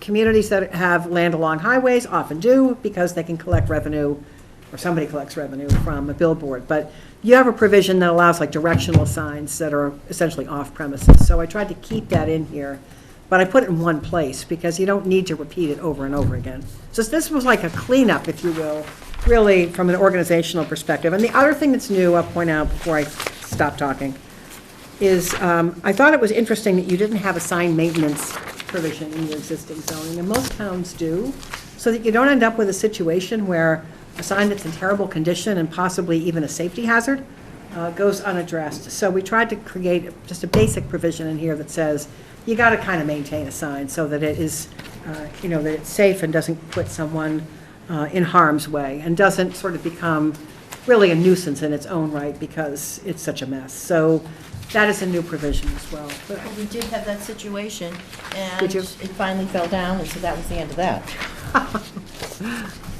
So that's what I did. And I, again, I was trying to not disturb your existing policy framework around what you allow in your districts, and tried to preserve as much of it as I could and focus on the Reed v. Gilbert issues and the organization of the bylaw, and then just some things that I thought really would help, like the sign maintenance provision. I'm happy to answer any questions that you may have. Karen, do you want to add anything? So I guess, as Judy said, the board has to decide based on the emails that were sent to you this week, if you want to have 45 days for a temporary sign, which is what we have in here right now, or if you want to make that a larger amount of time. Judy suggests 60 days. Certainly, any more than that is probably unreasonable. 3 years, 4 years, totally unreasonable. It's not a temporary sign at that It's point. not a temporary sign at that point. And 2 temporary signs per lot is what we have in here as well. So those are the major policy decisions for the board. What do most towns have, 45 or 60? Or is it just kind of split? I've seen it as short as 30. Okay. I don't think I've ever seen it longer than 75. 45 and 60 is what I've seen, so, I went with the more conservative position, but it's, like I said, it's really up to you. What does the current bylaw say? We don't have really temporary don't signs have- in our current bylaw. That's why, That's part of what the genesis of this problem is, Right. that what you have is a bylaw that speaks specifically to a type of sign. Well, it used to be that the political signs, which were by their nature temporary, were not allowed to go up. Sort of I don't know if it was a general bylaw or what it was, 30 days before the election. And then they were supposed to come down 3 days after the Right. election. Yeah, but Right. we're saying that's what's You illegal. gotta Right. avoid That's what's that. That's, yeah. I know, I understand, but it was never really written. It was Yeah. just sort of one of those. Understood, yeah. Understood type things. It was also decided that if somebody was in the primary in September and they won, they didn't need to run around and take their signs down, they could leave them up through the election in November. I mean, there's one individual here that, and we ended up with the ACLU last year knocking at our door over freedom of speech or whatever. So I think that you've done an admirable job of really putting this together. And we do now have a true definition of what a temporary sign is. And I think the idea of limiting it to 60 days. Ben? What would preclude some of this? Is a clarification. If I have my sign up for 40 days, and on the 40 end of the 45th day, I go and take it down, I put it in my garage for a few hours or a day, and then the next day I put it out. You gotta have a permit. You would? So Yeah. That's what this says, is every sign needs a permit. I mean, these are handled So it's administratively. so a temporary sign only has 40 days in its lifespan. If it's 45 days and you never use it again? No, you just go and apply for a new permit. Yeah, you It's a permit permitting issue. for the same sign. That's what this says, right? I mean, you don't have to do it that way. You can say 90 days if you want. I have no skin in the game as to what that time limit is. It's entirely up to you.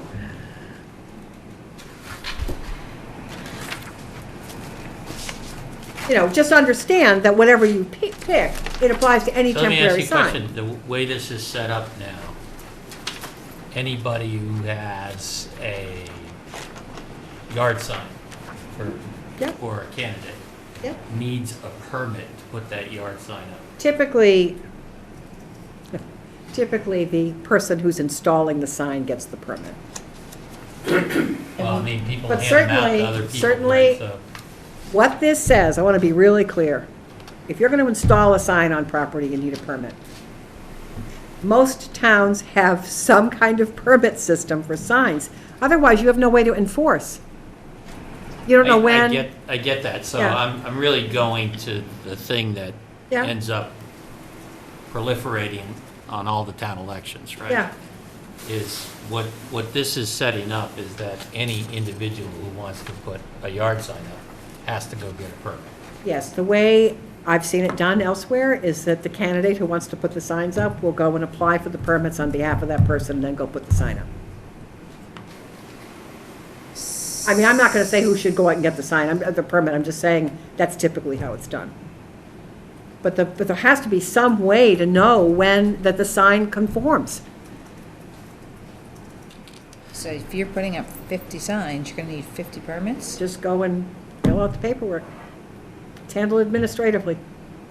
I mean, it doesn't come to this board or anybody to review, it's just an administrative permit in the building department. And we happen to have the building inspector Right here with here. us. It sounds like a nightmare. Yes, it does, doesn't it? Yes. I mean, it just sounds like Both you're gonna get the- 4,000 people coming in looking for permits. Well, Or every No, it'll be the contractor. candidates doing that it. sounds like a nightmare, and also the enforcement, frankly, sounds like a nightmare. Yeah. I mean, if you'd like to hire 3 or 4 other people to do that, maybe on a part-time basis, but I don't know where we're gonna find staff or time. You're not. In our department. You're not. I mean, you know, I'm sure you're not out looking for violations to enforce. You enforce when somebody makes a complaint. And, Correct. I mean, I'm just trying to be, I think people have to be reasonable here. Yeah, me too. That's why I I'm know. asking. And I'm just telling you, if you want to be able to have a way to ensure that signs comply with the bylaw, you need a permit. So could I ask you a question Sure. about that? In another town that I lived in, if you were running and you had 50 signs, but it went to my address, not to the person whose home it was being Yeah, installed and the there. candidates typically apply for them. That's been my experience. And it always goes to that person's address, the person who's making the application. That's typically how it's done. But you But get a this large is- number. You get 50 of them or something. Yeah, that's what I mean. And Yeah. then, You get 50 permits to put signs up. Yeah, and so it's a one-time deal, did you Does come the in? sign itself apply to the address it's located on? No. No, it it goes says- to the person who is putting the sign. So if, say, I was running for selectman and I want to put up 100 signs, I would have to go to the building department and make out a permit for 100 signs. It would come to my house. But it I would be 100 responsible for permits. that. It Wouldn't wouldn't be be one 100. permit It for would be a- 100 signs. Bob, So You can do it that way. You if can that do it were the that way. case, Okay, and as long as we I can do it that way. see where that would work better than some other ways to Yeah. do Yeah. it, then the responsibility for removing those signs at whatever point Is the permit. becomes the permit holder. That's correct. That one person is responsible Yeah. Yes, for removing all of those signs. Yes, right. that's, yeah, This that's is how, What how if we it's, didn't That may regulate not be temporary comfortable for the signs? one This is person. how but it's something done. we can What if at we least didn't enforce. regulate temporary signs? That's up to you. But what if? I don't know how to answer that question. Yeah. I've never worked in a town that didn't, so you have to decide. Steve? If I took a permit for 50 signs, is there somebody who's gonna go count and see if I have 60?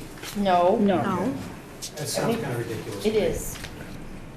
I mean, it's always been that anyone running for public office, myself included, you know, you go out, you buy however many signs, and then you delegate to a few people to run around, you call people to see, can I use your front lawn? You plant the sign, and then when it's over, you run around and you pick them back up again. Put dates on the political signs. So But many days dates? before. It's not. some days You before- can't call it can't, political. you can't. You can't do that. That's, you're Can't do regulating content. Right. We can't do that. You That have would to put- require someone to read the sign and determine You compliance. you They could have put to a do- date on every sign. Yes, Mr. Right. Hayes. One of the things, Every temporary sign could have a date, right? in my case, there's Because that that's on not place. regulating content, right? I guess, sure. One of the things about permitting for these temporary signs that concerns me would be the opportunity for selective enforcement. If I'm running for selectman and I'm behind, and I then go check a permit, 50 signs for my opponent, selectively enforcing that bylaw against one person concerns me. The other thing that concerns me is a limit of 2 per lot. If I'm running for school committee, Ben's running for planning board, Rebecca's running for planning board, why can't I put 3 signs up for myself and 2 people I'm gonna vote for? If the board wants to allow more than 2, they can. I just want direction. We're just looking for input. And I don't That's a blame you. good point, though. I don't blame you. I mean, just know that, again, it would, think about the unintended consequences. When it's not a political sign, it's not election season, are there other conditions where having multiple signs that are temporary could be an issue? I don't know. That's up to you. My only other comment is this a solution looking for a problem? And I would argue that it is. Well, we have a problem right now. We have an illegal bylaw. Yeah, you And do. we're trying to correct it in a manner so that we don't get sued. The Well, you town, have an illegal bylaw for a specific reason. If you eliminate that specific reason, it's no longer illegal. and so that's what we're No, attempting now to you're do. rewriting the whole thing.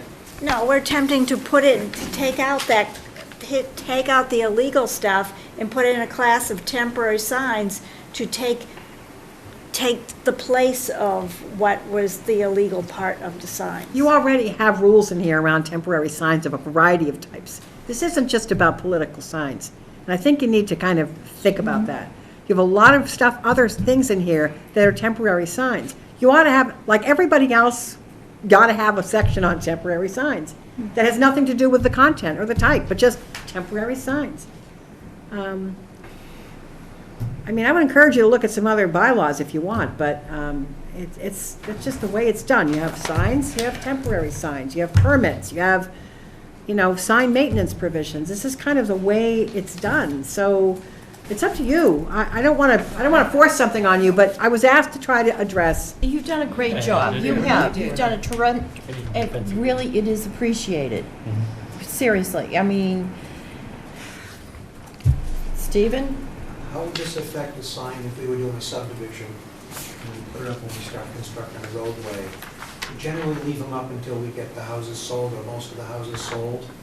So if we go with some type of a time frame, usually we just see Bob Right. and it works out fine. I mean, people expect there's going to be a sign up there temporarily while you're building a subdivision or a house or something like that. So I'd just be, if this affects it the same way, I'd be a little leery of the time frame because we're generally a year or If it's two to over build out 40 a subdivision. Yeah, if it's over 45 days, it's not temporary anymore, it's just a permanent sign.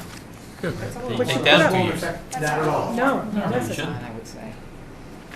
You That's- just need a that would be- permit, that's It's not all. like you're gonna just rip it out. That's going to be subject to the rules for the district, which you already have. Are We already there have fees- rules for the Are there district. fees for sign permits? We can just give us the okay. Are we suggesting that? Give us the okay. Nope. There's no fees in there. Maybe Toll Brothers permits. The selectmen can set fees for permits, they do it now. I mean, I assume that's who does it. I don't know in your town.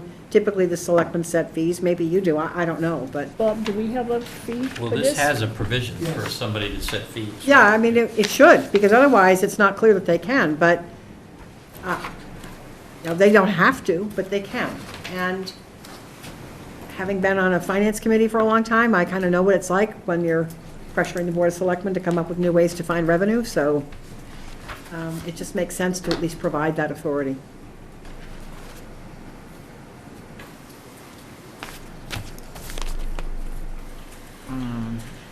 Ben? I mean, I think this is like a really strong revision of the sign bylaw overall. My only, I guess my issue still at heart is the permitting of temporary signage. I don't think they need to be permitted. That's kind of where I'm going. Like, I'm fine with 45 days, 2 per property. I probably could see an increase in that. I think it should be limited to some extent, to some within reason. But that's the biggest thing that I have to think of right now. Is the actual I don't- permitting of temporary signage. No, I don't think. You don't have to. You just create a situation where now there's no one really assuring that the signs conform, and it becomes an issue if there is a request to enforce on the time limit, and now there's no record of when that permit was issued. So if somebody wants to go around and take pictures, and keep a record of it, I guess that's up to you. But And I'm kind of guessing the people that would call for enforcement are the type that would probably take pictures, and maybe that's they my would. guess. Maybe but- they would. You're right. That's, again, this is all policy. It's policy. The other issue with the permitting is you could get a permit on June 1st and not put the sign up till July 1st. And then if it's 45 days, people could go around asking you to take it down in 2 weeks. So, I mean, there are those types of issues as well. I don't know, I guess I probably wouldn't go get a permit and sit on it for a month, but maybe some people would. I know what you're saying. Must be on the other side. I wouldn't even get a permit. I put up the sign. So would I. I mean, if I'm not Done it. going to make money on it. Sooner or later, I mean, it's like Christmas tree lights. Sooner or later, they come down. It's up to you. Totally up to you. Or at least you turn them out. I like the way you put this together. It flows much better. Oh, well, thank you. Yes. It's very much easier to read and understand. So if you want to exempt temporary signs from the permit, I can add that to 710.3. Yep, That would be my proposal. mine as well. Let's run it, see how it works for a few years, and then, We have to permit. it becomes a change it. nightmare, then we can always come back and You propose. can call me. change. Call me. Do you want to stay Do we with? need to, You'll know it's there because we'll have a help wanted sign up. Yeah, exactly. What were we going to say, Steve? so in here, we'll say that temporary signs don't require permits. Yeah, I'm just going to right? exempt them, yeah. Yeah. Temporary signs are exempt. How many do you want? I guess. Well, I don't think you want to exempt them entirely because you need regulations for them. Yeah. I'm just saying you'd exempt them from the permit That's what I'm requirement. saying, Yeah, Yes, I'm yeah. sorry. But Yeah, they I have to didn't be out understand. in 60 days. If that's what, if you want to go with 60? You wanna is that go what with the board wants? 60? 60 is a good Okay. time. Yeah. I think that's fine. And how many per? Yeah, how many? Four. No more than 22. No more than 4. No more than 4 Oh, that's You funny. could limit it to 1 per candidate. candidate or 1 per. No, No, you you can't. can't do No, that. No, you can't do You that. can't do I'd that. say candidate. Can't do that. 1 per subject matter You or can't, something. no, You you can't do can't that. do that. You can't do You that. cannot do that. That's Do illegal. that, huh? No. Nope. Nope. So Nothing 4? to do Just with need a number. content. No greater than 4. 4 on a lot? 4.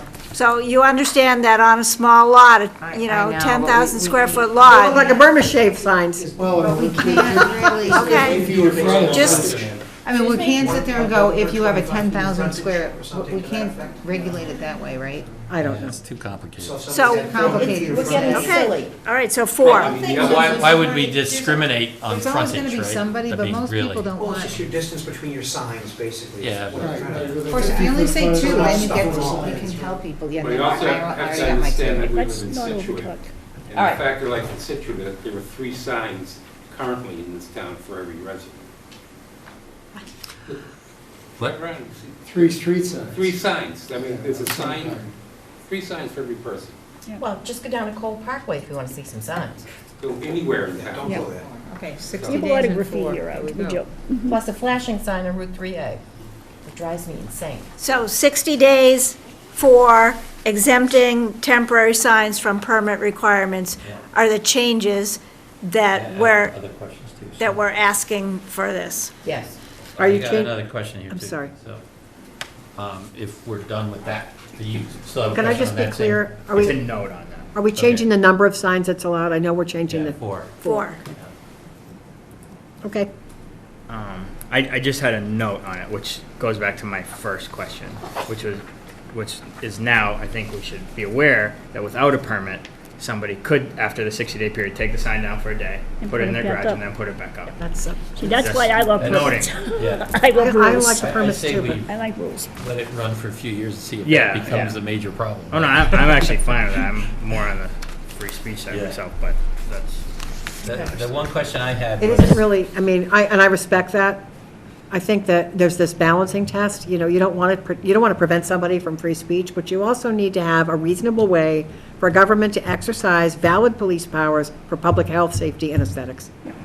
And that's, you know, that's the balance that you're trying to achieve with this. And sometimes these signs can, when they sort of get too many of them, look a little trashy. Well, that's what I'm saying, Aesthetics. health, safety, and aesthetics. Yeah, Yeah. I think You've basically, been along let's Grove try Street it. lately.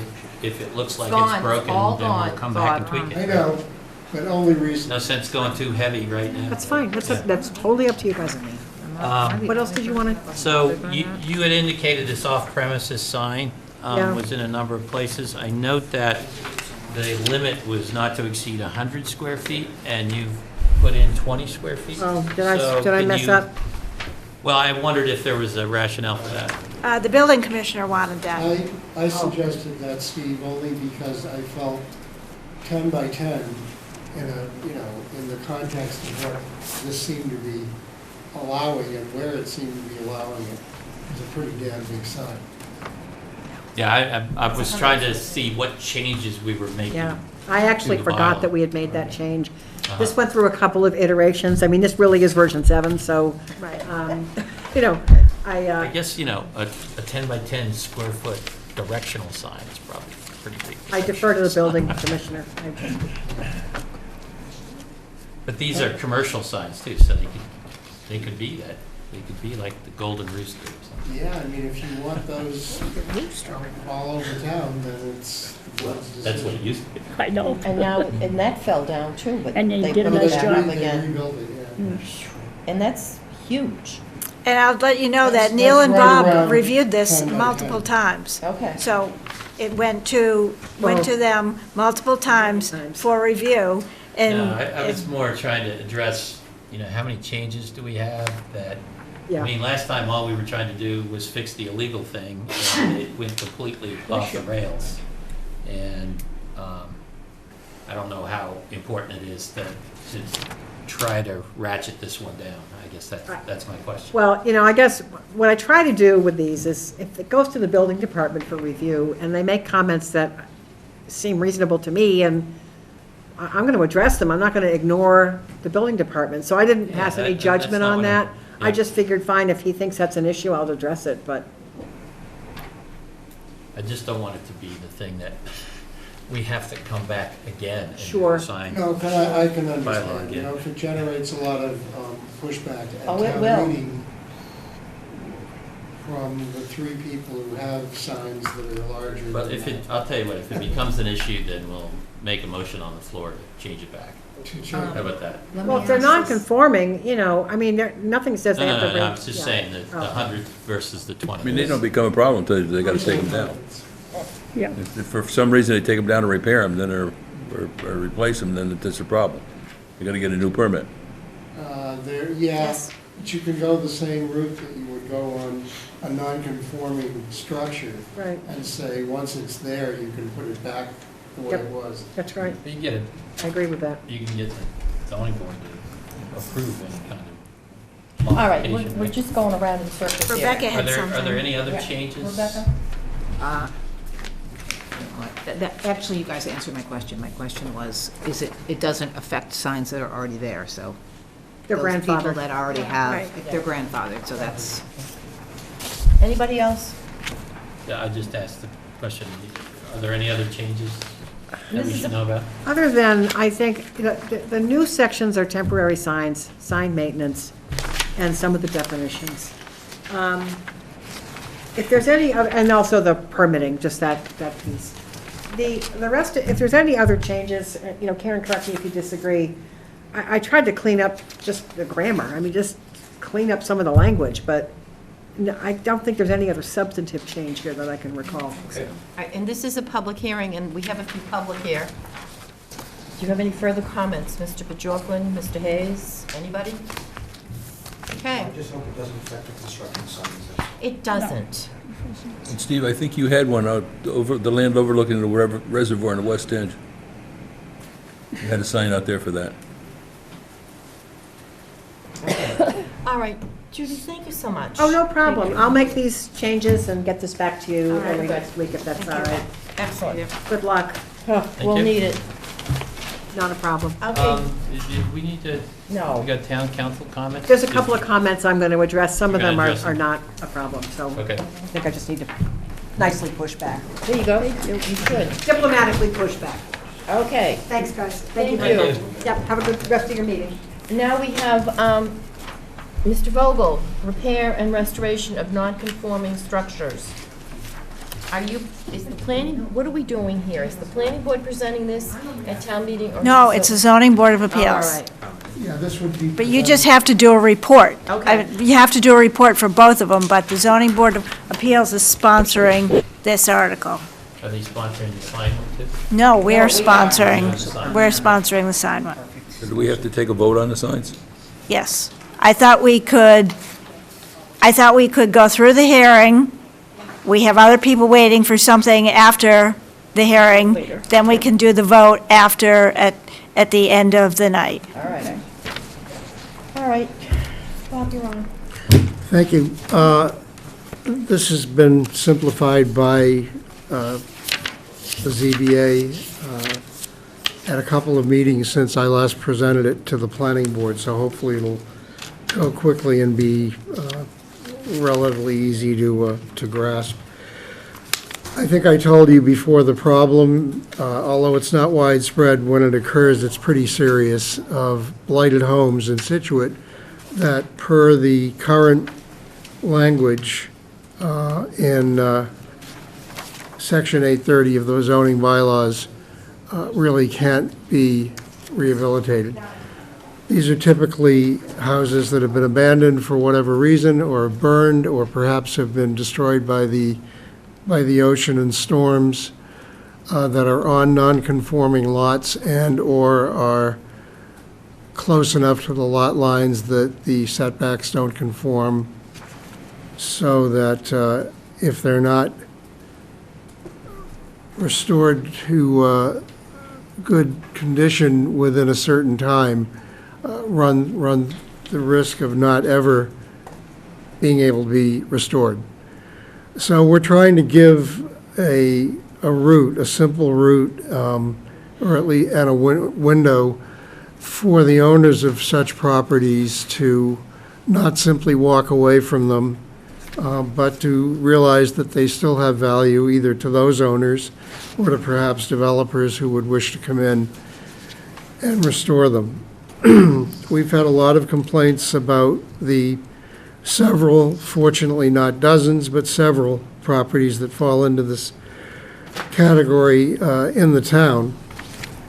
And so what the zoning board, and frankly, the first time I went through this, I tried to do what I thought was quite a bit of necessary housekeeping excuse me, and some sort of expanding of the language that would allow other situations to be considered.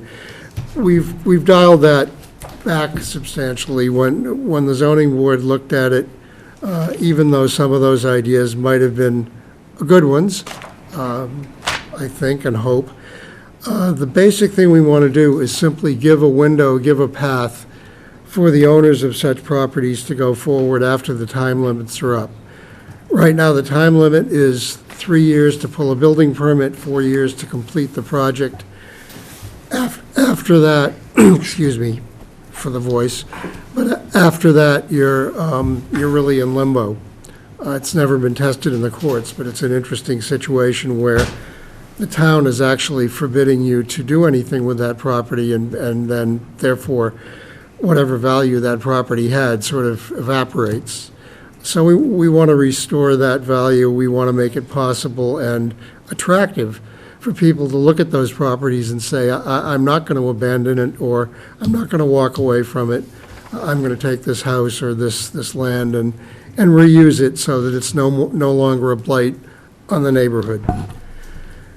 And the way that's shaken out is simply to add to the existing language, besides a couple of very minor housekeeping tweaks, but add to the existing language that after those time periods have expired, that you will have a chance to restore, repair, replace that structure on that property with a special permit finding from the ZBA.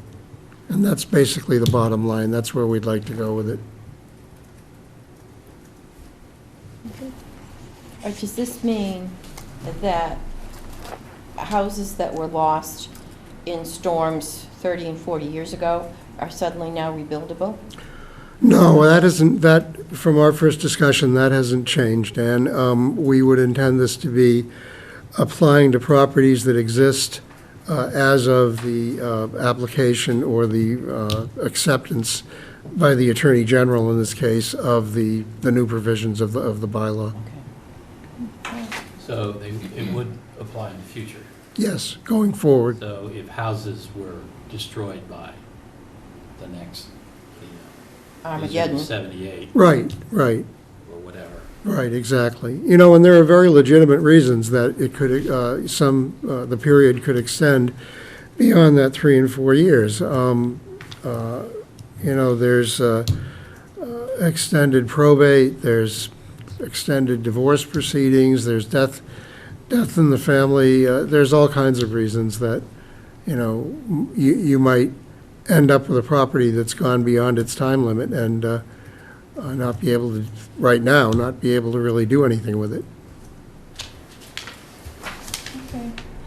And Ben? So with the zoning board of appeals, I'm just trying to figure out how this would work. So everything's the same except now they can grant this exception. Right. Would they be making a determination also to section 830 to allow this? They would, if you were an owner of one of these properties and wanted to come before the zoning board of appeals, say 5 years after a fire had destroyed your home, and nothing had happened in that 5 years for whatever reason, but now you're in front of the board, they would have the jurisdiction over whether to allow a special permit to be granted. With the special permit granted, then you would take the normal course to the building department to get a building permit to repair, restore, or replace that property. The zoning board of appeals, however, would have discretion. There might be cases in which extenuating circumstances would say it's not a good idea to do this, and that would be left up to the board. So it would be a 48 section 6 special permit that says whether someone can have the 5 year or after the 4 year period that would allow that. Correct. And so in the event that the reconstruction plan also said they wanted to change the footprint or something else that related to the nonconformity, they would then go for a second Section 6 finding to allow for that. You could probably roll both of those decisions into one finding. That's the clarification I'm trying to Yes, and figure out right I don't know why you wouldn't. Okay. You know, one of the housekeeping proposals is that right now the language is, it has to be, if you rebuild, it has to be less non-conforming than the original structure on the property. We would change that from less to not more. So basically, that allows me to use an existing foundation that might be too close to the property line, but the house is burned down, but I can still reuse the existing foundation, that type of thing. Is there a different set of criteria for the first part of that versus the second part of that? In terms of what is the zoning board using as sort of the decision-making criteria here? I would think the decision criteria, beyond simply looking at the facts of the case, would be the same one that's used pretty much regularly, substantially not more detrimental to the neighborhood. Oh, so they're not looking at a set of circumstances that pushed out beyond 4 years then? No, oh no, So absolutely. this is No. strictly, can I build a house here? Yeah, exactly. No, they wouldn't evaluate why you waited longer than, you should have, for example. That's really getting into the weeds, it seems to me. It would simply be whether or not you could build a house here, exactly. Rebecca? I don't have a question at this moment. Okay, Bill? No, okay. Patty? All right. I got another question to you. As established by the proper authorities, who might they be? Well, there's a very, it's a good question, thank you, Steve. There's an actual process laid out in the building code which says to condemn a structure, which is basically what we would be talking about here. The building inspector convenes a committee of the building inspector, the fire chief or his designee, and a independent contractor from the area who is cognizant of building practices and codes and things like that. So that committee of 3 people goes through the structure and makes a decision as to whether or not it's condemnable. Is that a defined term, though, or would it be more appropriate to be, established by the building inspector? It isn't just the building inspector, though. I can't do it myself. I need to have that committee. So what do they call that committee? That's I'm good. just That's- saying, that's a instead good- of, yeah. Authorities. instead of calling proper authorities, just call it whatever that is, right? I'd have to look back into the code, but I can find that out and substitute this'll- that wording. Kind of open it up. to- Sure, that's a good point. All right. Stephen? Absolutely. This is being proposed because we have some structures that are destroyed and they're blights on neighborhoods, but yet this isn't going to apply to those structures, because you're not going to reach back. This only applies to structures that are going to be damaged in the future. No. No, So the it in- goes back how far then? yeah, the intent is that if the structure or part of the structure exists today, this would apply to them. That was my intent. So even, and it's a good question. I mean, there's foundations from the 1700s sitting around in the woods, if you want to look them up, that clearly this wouldn't apply to. So again, you could say that that is a question the zoning board would have to, if it came to that, would have to rule on as part of their decision as to whether to allow this to happen or not. Wouldn't it just make sense to tie this into if something was existing at the adoption of zoning? Which would take out all those structures from the 1700s and all that? Well, what you don't want to do is have somebody go back to I don't want to have to go back to Town Way. Seaside Lot, right? Well, yeah, I don't want to have to go back to Town Way and dig up all the foundations that were on the other side of the Right. road that Very doesn't even exist anymore.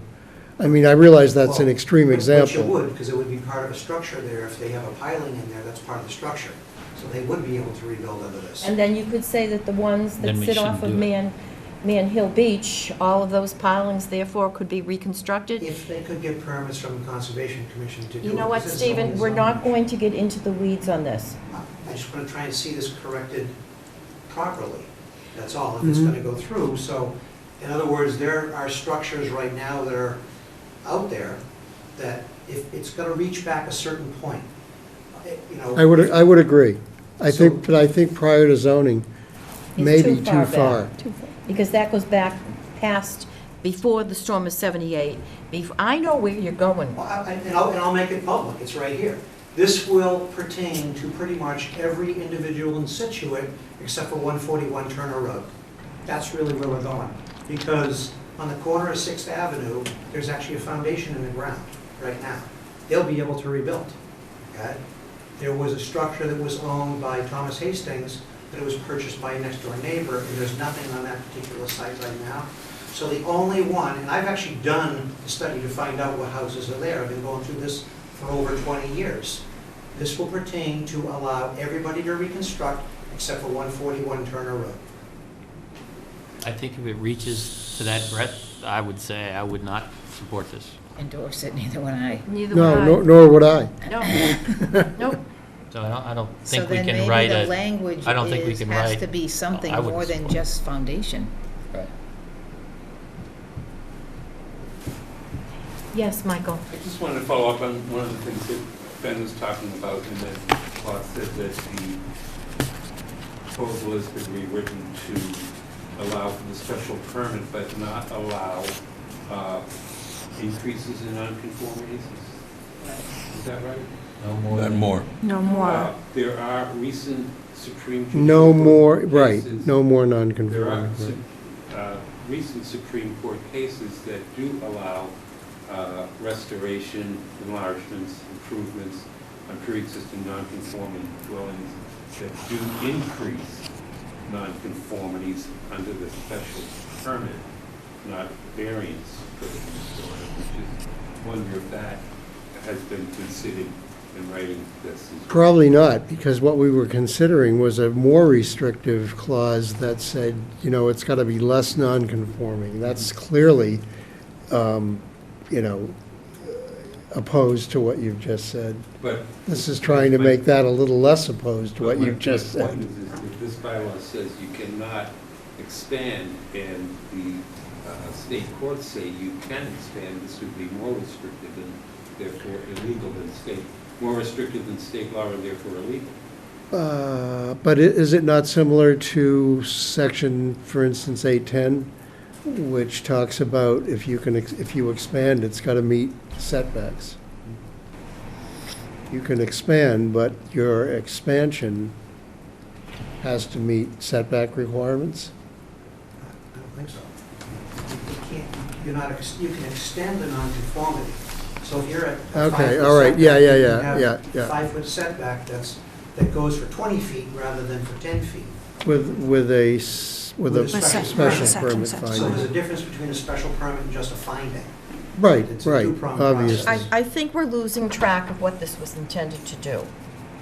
Well, if it has unintended consequences. That's then what we you don't want. Well, we don't don't know how want to do that. it. That's Yeah. exactly right. And I'll ask any one of you to really answer this for me, because I'm kind of curious.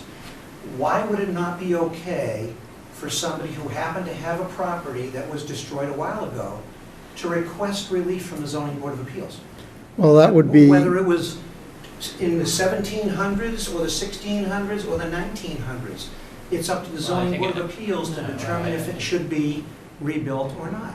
But I just don't understand the problem. Years ago, I tried to do away with a 2-year time frame. It didn't make it through, and they changed it to 4 years instead of 2 years, and now they're finding out that 4 years isn't good enough, so now we have to find another way around that. They can either do away with the time frame if it's a single-family home, and let the zoning board of appeals address it. You either have to rebuild what was there before, or get a special permit from the zoning board of appeals. I don't think it matters if it was 1978 or 1998. It doesn't make a difference. These days, right? We shouldn't be restoring, you know, facilities that are in harm's way, that have public facilities connected to them, require public, responders to respond to them and all of that in an area that, because we're now suddenly, kind of opening this up to any building that ever existed, right? So I would not be in favor of doing that. And if we think that's where we want to go, then I would say we should do it as much more as a policy, and it shouldn't be sort of wrapped into just the modification of this particular zoning bylaw. I would say that the only, and, there's two sides to everything, and I see Steve's side as well. The check on that is that the Conservation Commission, FEMA, and the Mass Building Code are pretty strict about what you can do in those danger zones that you're talking about. You have to be up on pilings. Your first living floor has to be 2 feet, if it's in a velocity zone, 2 feet above base flood elevation, et cetera, et cetera. So if you were to rebuild in some of these vulnerable areas, you would certainly need to be, and you would be held to all of the restrictions that exist now, which Which they didn't have back in '78.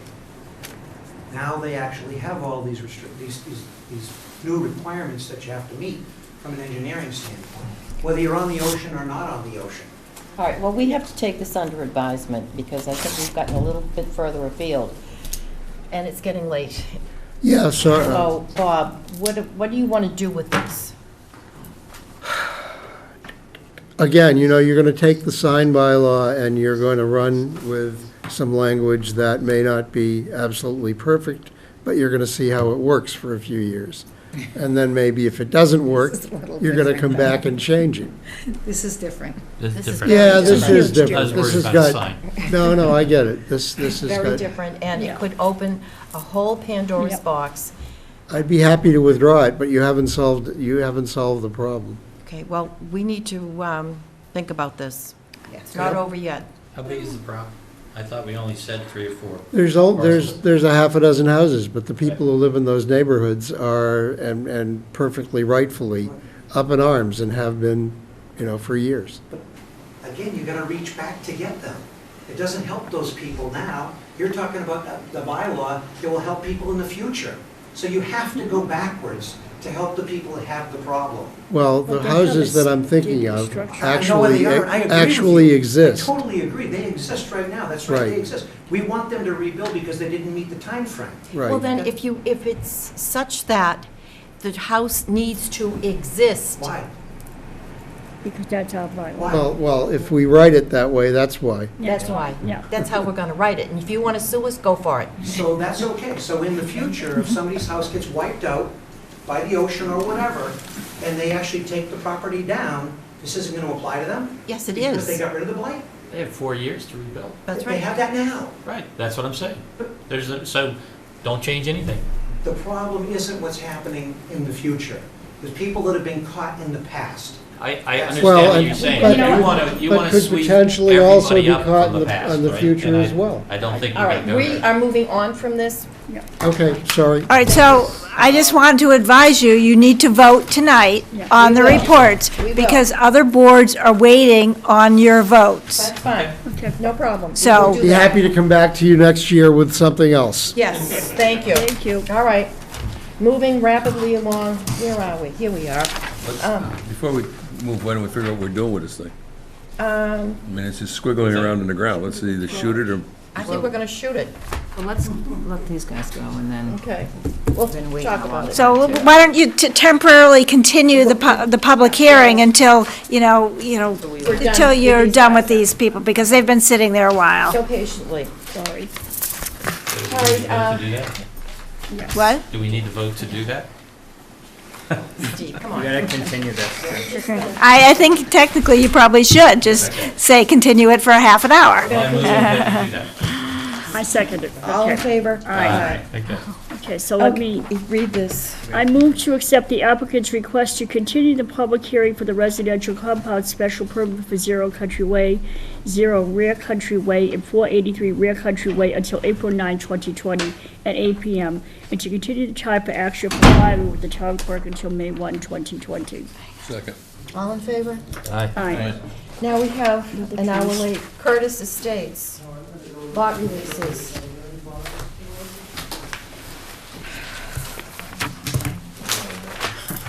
Okay, Good evening. good evening, Mr. I'm Mike Hayes. Hayes. I'm representing the developers, Penny and Final Road LLC. We're here in our continuing request for lot releases, as you know. Our preference would be to leave here tonight with all remaining lots released. We know that there are a number of issues. I mean, this has been a bumpy road at some points, but at the same time, Paul and Don have worked very hard to work with the board and have done a lot here to keep the board satisfied that this project is moving forward properly. And it is the spring season for selling. They are in various stages of negotiations to sell 10 additional lots. And so, I mean, I don't know how you want to proceed, Ann or Karen, but we have 6 issues that have been discussed, and we could go through all of those, or we could, and if I've missed any, then we can discuss more. Karen?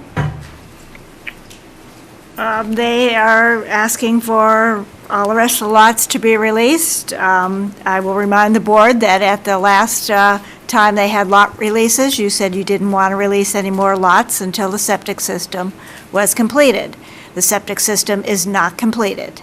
I mean, they are waiting for they have to get information, which supposedly will be able to get to the Board of Health next week, and the Board of Health anticipates, when they provide this information next week, that they will be able to sign off on that the septic system is complete.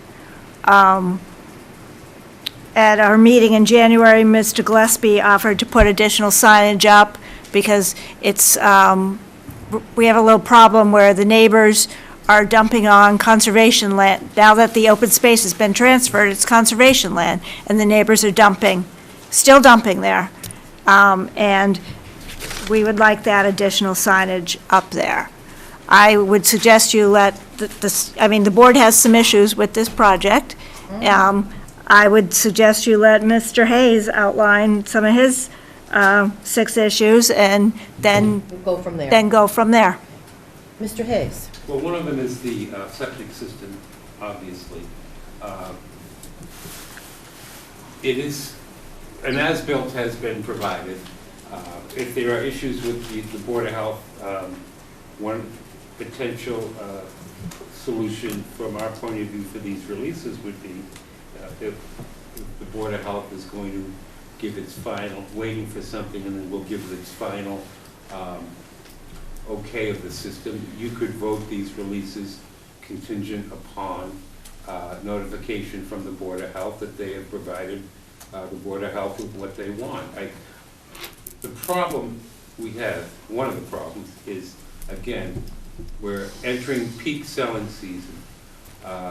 Sales have been slow. They are now starting to peak. There are people all over Scituate looking for property. I mean, my own opinion is that the publicity of Toll Brothers has brought a lot of people to Scituate looking for property. And they're gonna look at this property and say, well, why would I go to Toll Brothers when I can own a house here?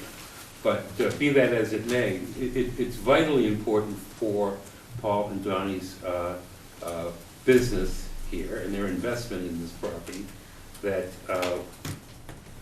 if they have people who come onto the site and want a lot, that they can know they're gonna be able to sell it and build on it. I fully understand. Let's put that, Let's get to item 2.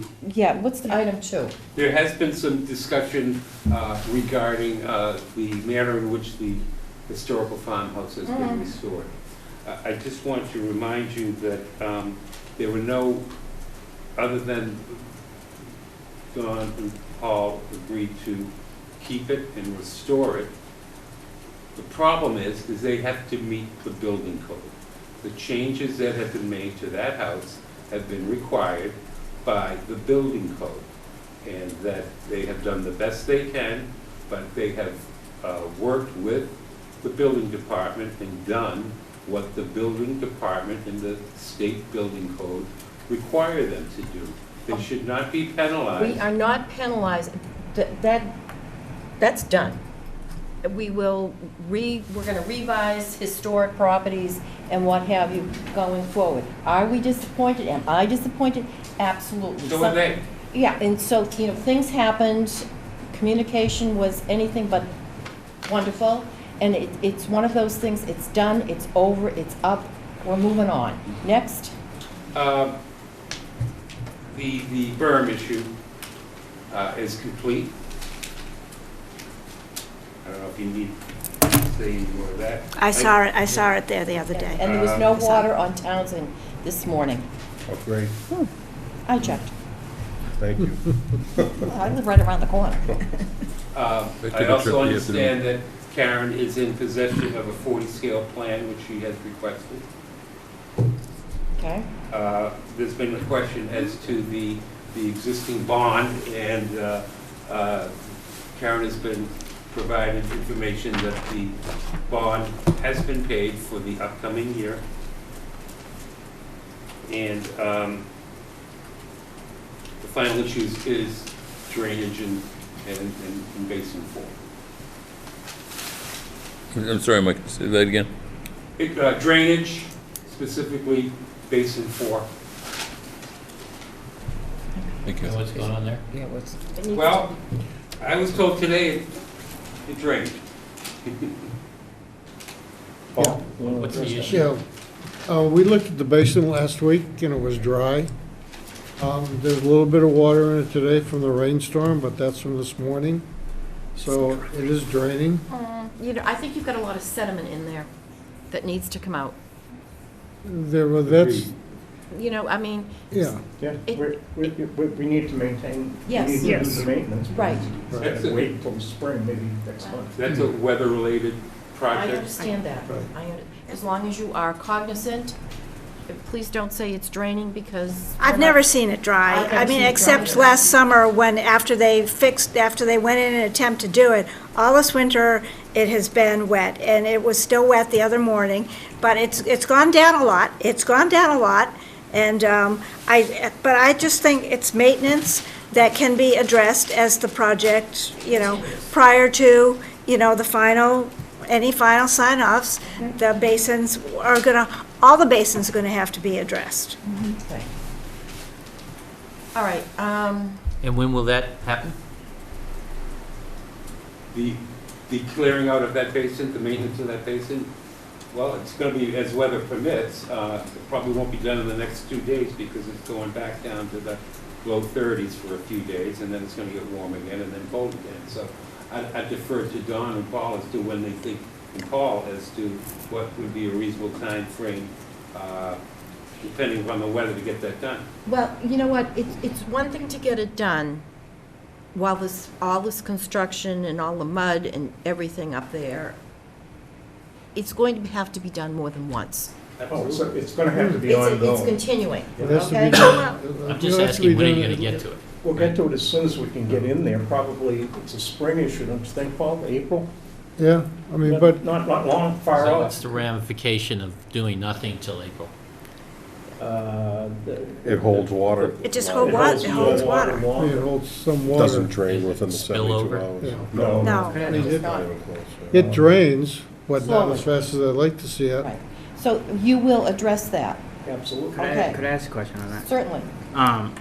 So this basin, just to clarify, it's not a temporary sedimentation basin. It's part of the permanent stormwater infrastructure, correct? Yes. How is the sediment that we think is the problem? How is that being maintained? How is that being cleaned out when you say it's being cleaned out? Well, last year they went in after you had a site inspection with the board. I was out there and there was some reeds growing in there. There was leaf cover and silt. That was removed and the amount of water was reduced substantially. The other problem though was that all of the grass that they had hydroseeded that basin at least twice. when they built it, and that was in the fall of the previous year, but we had all the rain. That seed never took place, and what's happened over time is, because it was bare ground, the silt was washing down toward the low end. A lot of that was taken out when they did the maintenance last fall, but now some more has come in because the seed hasn't taken place. I mean, they've got to get to the point where the weather's conducive to put that hydro seed down and let the grass grow. Sure. I think what Paul means, it was seeded, but it didn't grow when he says it's Sure, seeded. and that's not even what I'm getting at. So operationally, I'll make this much simpler. Operationally, how is the sediment cleaned out when you clean out the basins? How is it cleaned out? With an excavator, with a No, bobcat? there's a drop down, there's a trench in the deepest No, part he- of the basin, and that trench has to be taken apart. It has filter fabric within it, the rocks have to be taken out. So it's a catch basin that No, leads it's to... a strip. It's a strip. It's like riprap on it, and it Yeah. just, it clogs with sediment. So it's functioning as designed to clog with sediment, right? Well, while the construction is going on, there's all kinds of things Right. flowing. There's too much sediment. You don't have a temporary sediment bay then. No. Sediment. You don't have a temporary No, retainage basin then. no. You're using. No, we don't, no. I mean, the basin is designed to infiltrate, and, you know, some of the water infiltrates into the sand layer below it, and the rest of it seeps No, out I think usually you have a temporary basin during construction. during before- construction. Before you Yeah. sort of go to the permanent basin, right? I mean, the basin's been Yeah, completed. that would be an Yeah. engineering question. No, the infrastructure on the basin is the final infrastructure that's shown on the plans. There were temporary measures during construction, but that phase is long past. So the basins that are out there now are the final basins as far as the Yeah, shape, pretty the big size, and problem. elevations. The problem is they need some maintenance, and the main reason on that basin is because the hydro seed never took, so there's siltation. It sounds like you're gonna have to deconstruct it. That's what we had to do Oh, we last have to year. take the We have to trench take the apart. trench apart. Yeah, we did that once Replace the already. filter We fabric. did it and toward clean the end of last summer. Yeah. But you still have other houses that are going to go in near and around it, Yes. which means more Sediment. sediment because you're moving earth, et cetera, et cetera.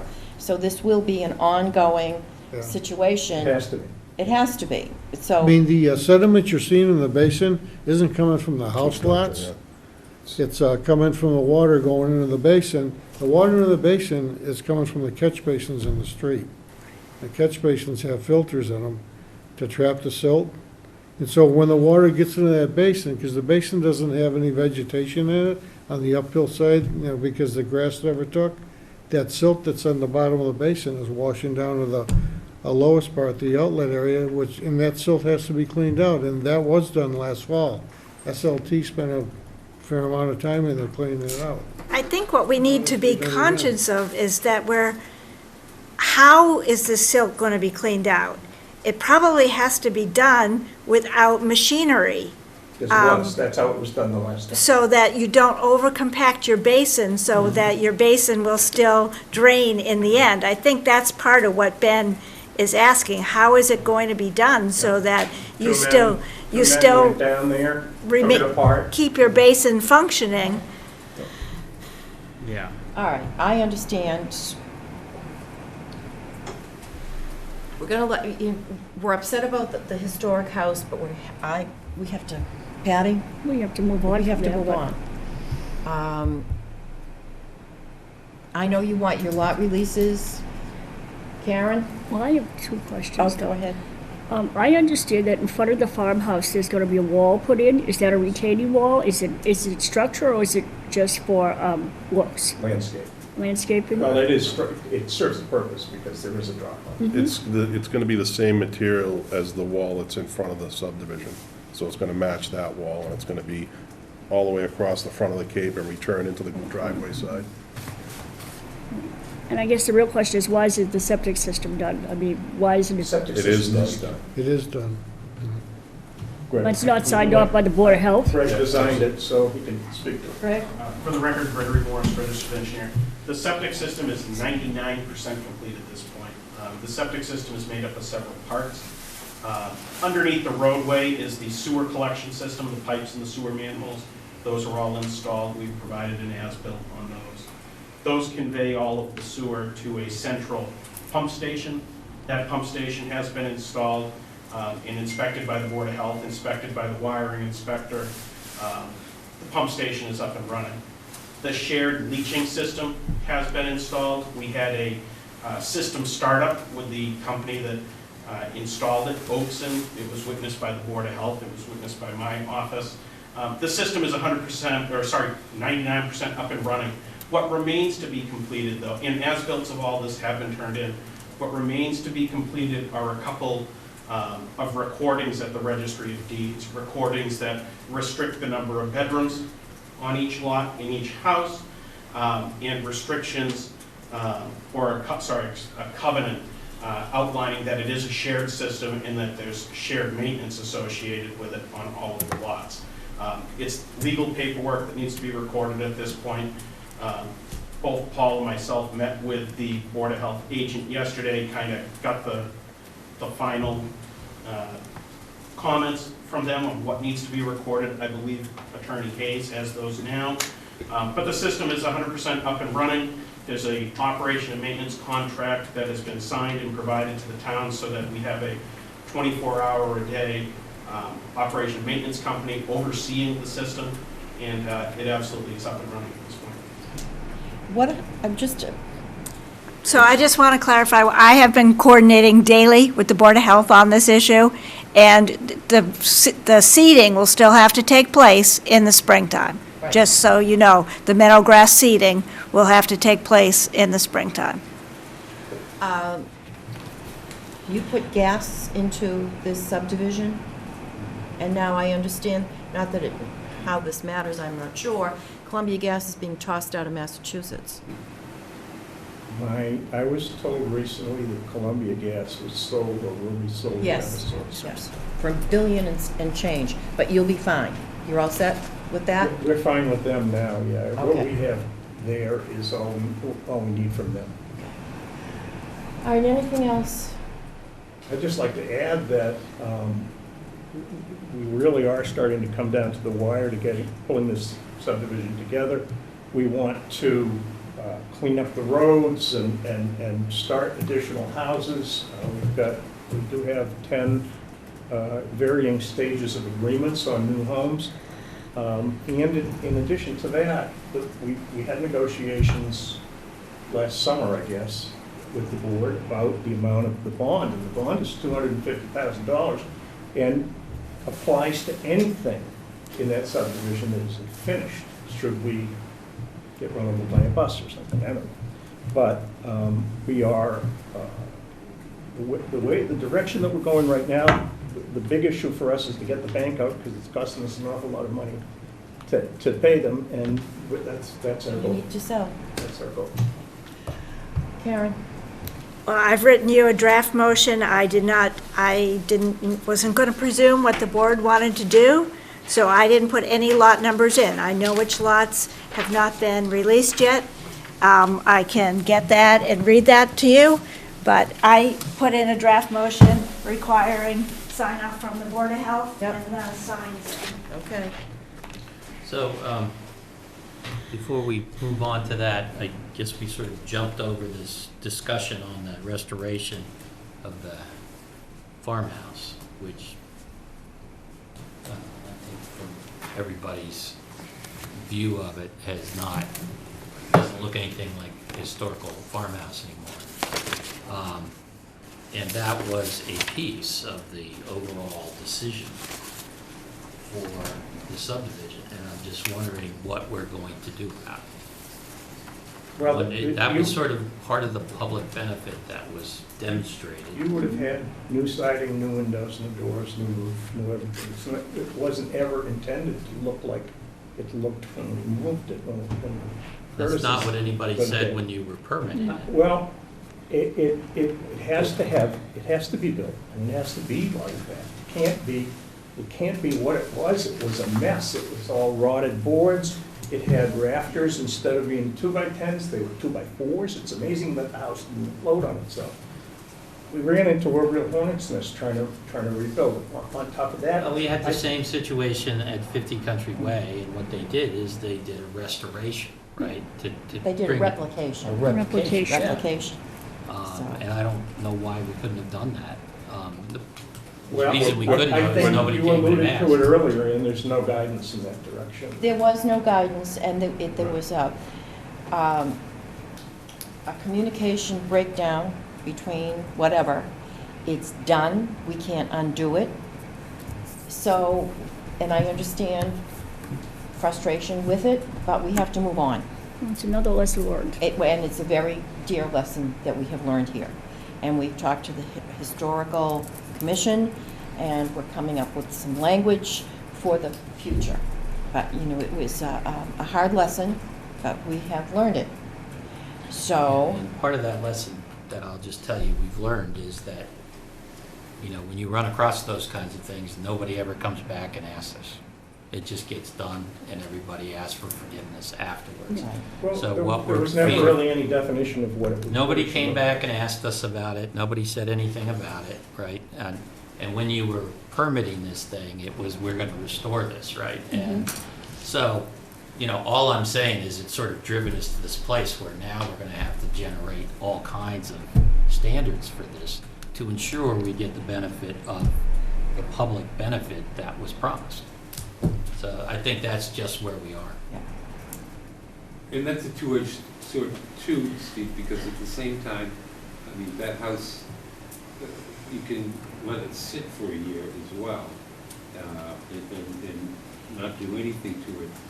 These guys made an honest effort to rebuild that house, restore that house, but between the building department and the state building code, they were not able to do it. All I'm saying is, we were promised a lot of good things at the very beginning, none of which materialized. And so what it's forced us to do now is to say, okay, detail the promise that you're going to do before you get the permit, right?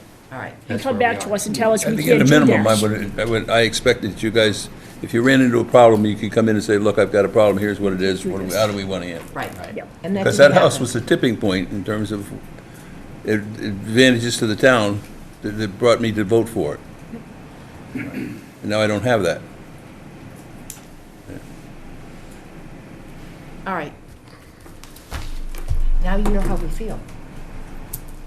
And that said, what are the lots? Because, you still have to obtain occupancy permits and all. Exactly. So We can't do anything. without that. All right, Karen, what are the lot numbers, please? The lots that they'd like all the rest of them released, they're 1, 3, 5, 7, 10, 11, 12, 14, 15. All right, I move to accept Paul Sharon and Don Gillespie's request as managers of 90 Ann Vinyl LLC to release lots 1, 3, 5, 7, 10, 11, 12, 14, 15 of Curtis Estates Flexible Open Space Development, approved by the board on 2/8/2018 and endorsed on 4/12/2018, from the covenant dated 4/10/2018 and recorded 5/15/2018 in the Plymouth County Registry of Deeds in Book 49800, page 91, as bond has been provided in the amount of $250,000 and the town planner hold the lot releases until additional signage for the open space has been installed as agreed upon with Mr. Gillespie on 1/29/20, and a sign-off is received from the Board of Health that the septic system is complete. Proof of the recorded lot releases must be furnished to the town planner prior to application for any, well, these are all the rest of the building permits, so we'll leave that. No, proof of the recorded lot releases must be Furnished furnished to the town before we plan- release, Additional building permits, it's no, redundant. before we release the lot releases. No, you have to give them the piece of paper so that they can go and record it Right. at the Registry of Deeds. And then we just have to prove it. And then you have No, I'm to, talking about the Board of Health stuff that has to be recorded. right, so So the I'm Board of saying Health we're is, not releasing the lots until the Board of Health. right, and so is there. that's what I put, the sign off is received from the Board of Health. So But the septic until they system- tell me that everything's complete, we hold on to this piece of That paper. complete is recording things at the Registry of Deeds, right? Yeah, Like it's yes, like the covenant and. Right. yes, That's what I'm saying. Put on my desk, yes. yes. Okay, all right. Is there a second? Second. Okay, further discussion? Well, I give them all of them. Oh, I don't think they should, to run a business, you have to cross your Ts and dot your Is, and sorry, but you need to get that legal stuff done, sorry. We do plan to get it done in this coming week. I mean, Okay. first of all, you've got surety in the amount of $250,000. What is the We don't want to logic? ever do that. We don't want to do it either. I know, Trust we don't want to ever be in the However, position of that's- finishing your project. That's your right? surety. I mean, that's your surety, not lots. My point, Patty, is that if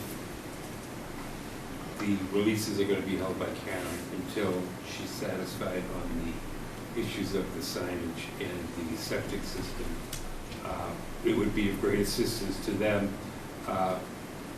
If not, I mean, we're looking at another month, and which would cause serious problems for Don and Paul.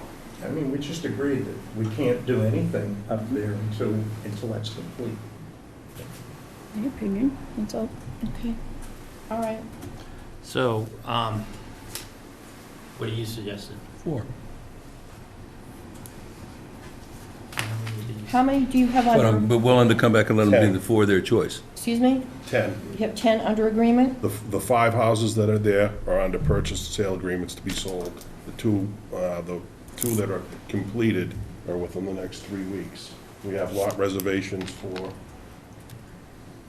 Well, we have 10 agreements in place, but we have people coming in every week. Okay. You have 9 lots here that you want released, which is Correct. the rest of them. How many of those 9, do you have under agreement? We have agreements on 10 lots. and there are 5 up, so 5 of the 9. Oh, how many of those? Yes. I'd have to look at it to see exactly how many, but can I just, I understand what you're saying, Bill, but you've got a $250,000 surety.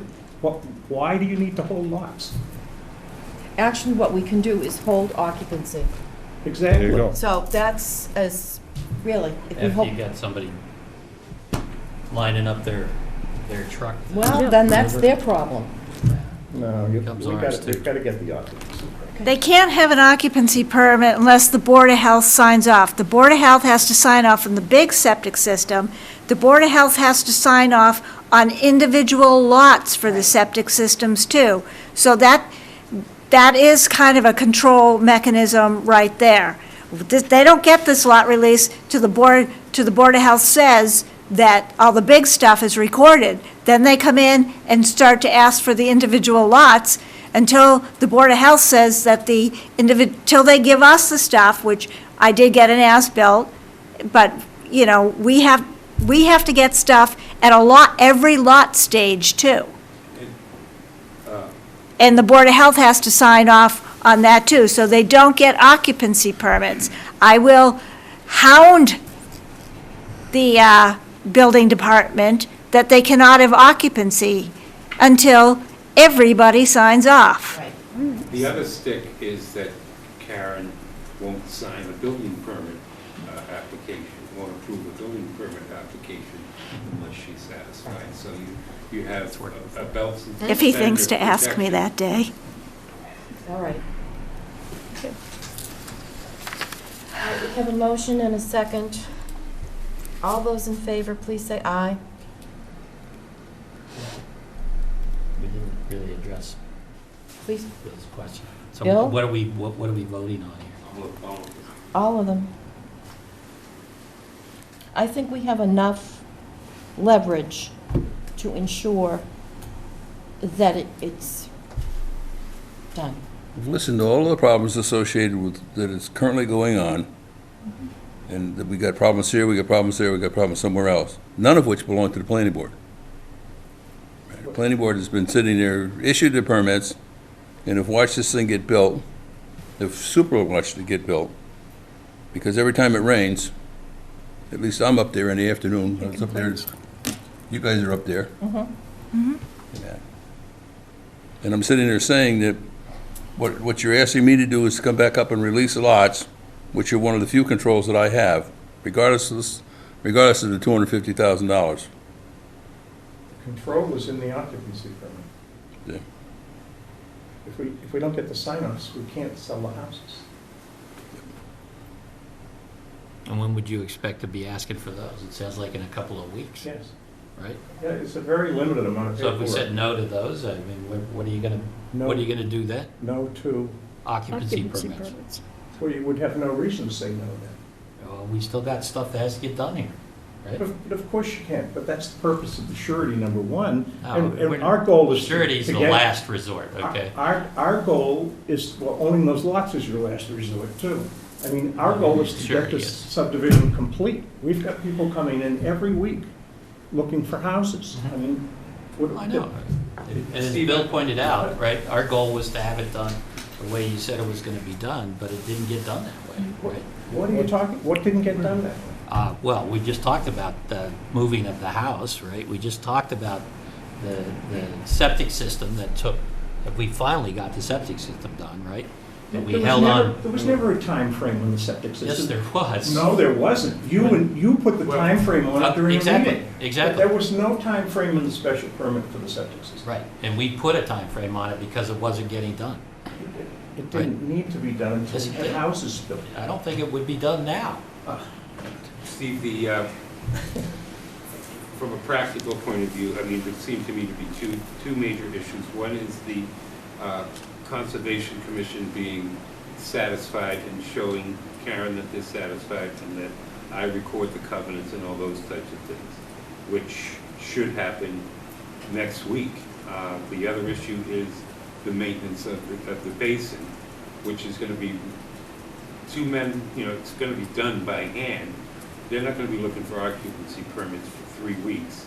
I mean, Well, that's not what they told me. That's not what the email said today. The email said that they were looking for occupancy permits within 2 weeks. That's correct. So, I That's mean, correct. We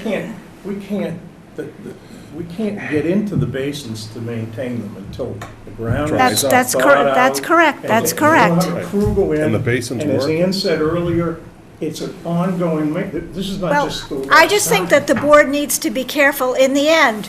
Don't come crying, I mean, I don't think we shouldn't be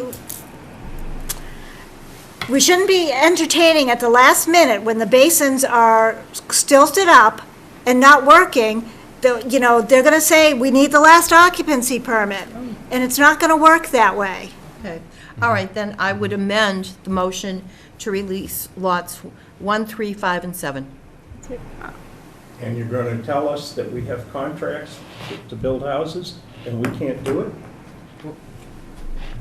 This makes no sense. Which lots do you want? I want them all. No, We have done what we said we would do. We have an issue over the Cape. There was no guidance from the town at all.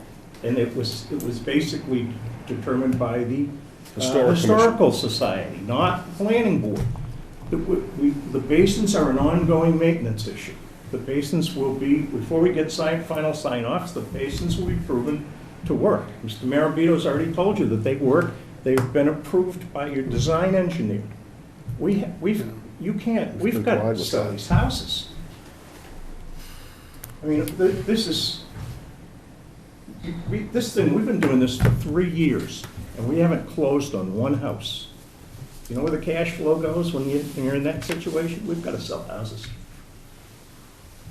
We have 2 houses complete, ready to close, once these issues are resolved. We have contracts for people to buy them and move in. Karen? And Can I suggest you hold two lots? Excuse me? Can I suggest as a compromise, you hold 2 lots, not 5? How can you compromise between 5 and 9, or 5 and 10 to come up with 2? It's gotta be at least, Well, 4. actually, we're You have the compromising surety and the lots are between worth 250,000 or 300,000. What lots, That's 600,000 I'm all sorry? right, wait a and minute. two. What lots do you need right now out of these 9? So, Ann, do you want us to have to come back to every meeting to ask for a release because we have a contract on the lot? We want them all. We need to do business up there. Why did you insist that we have a surety bond if you're gonna hold our real estate at the same time? Well, I will defer to my board. I would be okay if we held at least 2 or 3 lots. I think. So when do you think you'd propose that? Come back and tell me you fixed your basin, The right? basin is a maintenance issue that's ongoing. Come back and tell me you've done the maintenance, right? And when you're gonna do the next maintenance, right?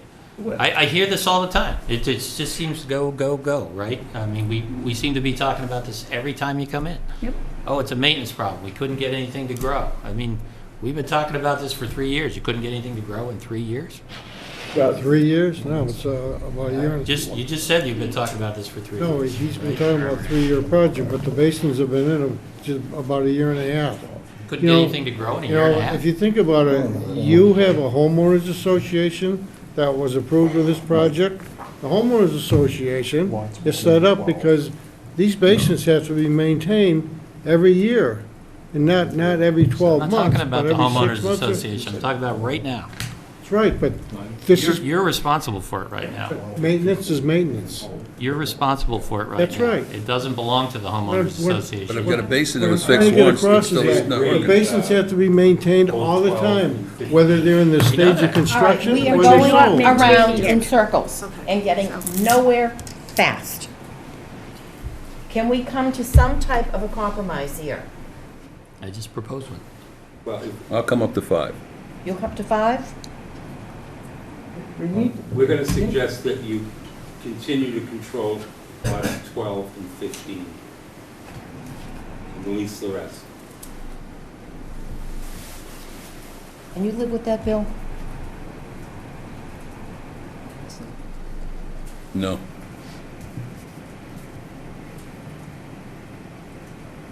But I'm only one vote. Patty? I want to say no. Ben? I'm okay with it, but I'm also thinking operationally about the stormwater system. Yep. These lots currently are wooded, correct? Not really, No. no. Partial. Improvements have already been made to them. They're been cleared. Some of the and- trees have been cut, there's stockpiles on some. But they're more wooded than they will be once they're released and full site work starts, correct? Right. So, Stockpiles are used for some of the fill around the houses that will be built. right. Yeah, my only concern is just as site work progresses further, potentially could exacerbate the sedimentation problem. And it will. We have to do a maintenance schedule. We'll probably have to do it 2 or 3 times a year until the subdivision is finished. What has that got to do with releasing lots? It's a maintenance issue. Right, okay. That's all part of the SWIP plan, what you have and what Right, and is it's not approved. functioning properly, I guess. So maybe there needs to be more frequent street sweeping and catch basins emptied with the filter stacks so that we try to minimize on the siltation that's going into the drainage system. Right, and just general diligence and General housekeeping. diligence, which I think that if they promise to do that, maybe that would be helpful. I would hope so. I would hope so too. Sure. All right. Steve, can you live with keeping 2 lots? I would be okay with 3. And come back in a month and tell me you've done some maintenance stuff and tell me what the rest of the plan looks like, right? I don't understand. You're gonna hold lots The other one. for a maintenance issue. Have you finished? Have we finished? Yeah. No, we have to continue to do I it for the think Ben next 2 just made a years. very good point. You're gonna also- start uncovering also all you these need to other keep lots. in track of And where you're the gonna 3 make years the is. potential And we have maintenance to problem do- worse. continue- And how are you gonna control that? You So, might wanna so, remind so them you of want me to come to you Okay. every time we do maintenance on the basins? I'd like to know at least once you did them. We've done it once. We did it in the fall. Well, you've definitely got to do it again, right? No, we have to do it 2 or 3 times a year while construction's going on. Okay. I mean, it doesn't have anything to do with anything. The basins are gonna be there. They are in place, and they work. Right now, there's an issue over, Work. they do work. Paul? They do work. They do, actually. If they weren't working those basins, Draining do. the time. They drain water. they are They working. drain in the time they're supposed to do it. No. No, they don't, but they do drain But slowly. there are other issues involved in that too. These basins are detention basins, they're not infiltration basins. And they are meant to do, as Greg Tansey told me the other day, they were designed under ideal conditions. They don't work in the wintertime because the ground's frozen. They don't work in heavy, heavy rain situations. It is what it is. I mean, Really? All right. We haven't explained that one before. but by the same token, it's been reviewed and approved by your review engineer. You know, I really wish you would stop saying that, because in the end, your design engineer also has to certify that everything works. Right. So don't keep pinning it back on the planning board's consulting engineer. They both have to sign off. Okay, that's fine. So are you going to ask for another lot, and which one is it? 12, 14, and 15. Is 14, I think, is one of the ones that they Yeah. really wanted. 1, 12, and 15? 1, 12, and 15. Yep. Okay. I'll entertain a motion. so can I just, Go right ahead. 3, 5, 7, 10, 10, 11, 11, and 14. and 14. Correct? Yes. Yes. Okay. Could you give us some direction on what we have to do to get the rest of them released? I To mean, maintain the basins. Maintain. Yeah, or What are you gonna do when you start doing all these other lots? Is there temporary sedimentation control or anything we else? have engineers that have designed this thing. I'm asking the There's no question. temporary sediment. So There's- all of the loose soil, et cetera, that's gonna There's a come out of maintenance, these there's a lots. maintenance plan in effect, which was approved by the planning board as part of the storm what is it? system. Pardon? What are you gonna do? That's what I'm asking. Well, there's, siltation barriers have to be put up as necessary, There is temporary Yes, sedimentation control. yes, and the That's plan it. showed, Get into these individual lots. and the plan showed temporary, ways of, maintaining any, erosion or sedimentation problems. There's several details that they can look at to, address any particular situation out there when it arises. That's all part of your, erosion and sedimentation control plan, the SWIP plan, which addresses work being Can we done get during the SWIP construction. plan on a timely basis? No, they stopped giving us the SWIP reports. Excuse me? They stopped giving us the SWIP reports. I don't know, I haven't asked. All right. You want this, but we want too. And you need to keep a cleaner site. I mean, at the That's end of the right. day, it needs to be housekeeping. I mean, it needs to be swept. The SWIP report needs to come in on a weekly basis. And we will just keep watching, because that's what we do. You need to put some signs up to hopefully deter the Dumping. dumping. Do you want the same signs that we put up in the other areas? Non-disturbance? Yes, we do. Yep. And Don was going to coordinate with Amy from Conservation. Yep. She was gonna call me to set up a walkthrough. I think she thought you were going to call her. Oh, Somebody better call somebody yeah, quick. I'll give her a call. Okay, so, we're on this, and we have to be on this, and, I remember walking out there with you guys last fall, or, no, last spring, a year ago, and we wanted you to wait on something, but you said, no, we have to go forward, we wanted the leaves on the trees to hide what you were doing. And for a while there, you were moving slower than a herd of turtles. And now it's zoom, zoom, zoom, we need and we want. Okay, so clean up the place. Make sure that the dirt and what have you, got silt socks everywhere to prevent any of that dirt from going into the basins, into the catch basins. Clean those up. And, you know, just keep track of it all. And we're keeping track of it as well. Okay? I mean, that's the way it is. We expect more from you. We really do. So on that note, I would, just to reinforce, if you're gonna do these lots, you will do temporary sedimentation control, right? Okay, I just wanna make sure that. I'll go out and take a look. And stabilize construction entrances on every lot. Yes.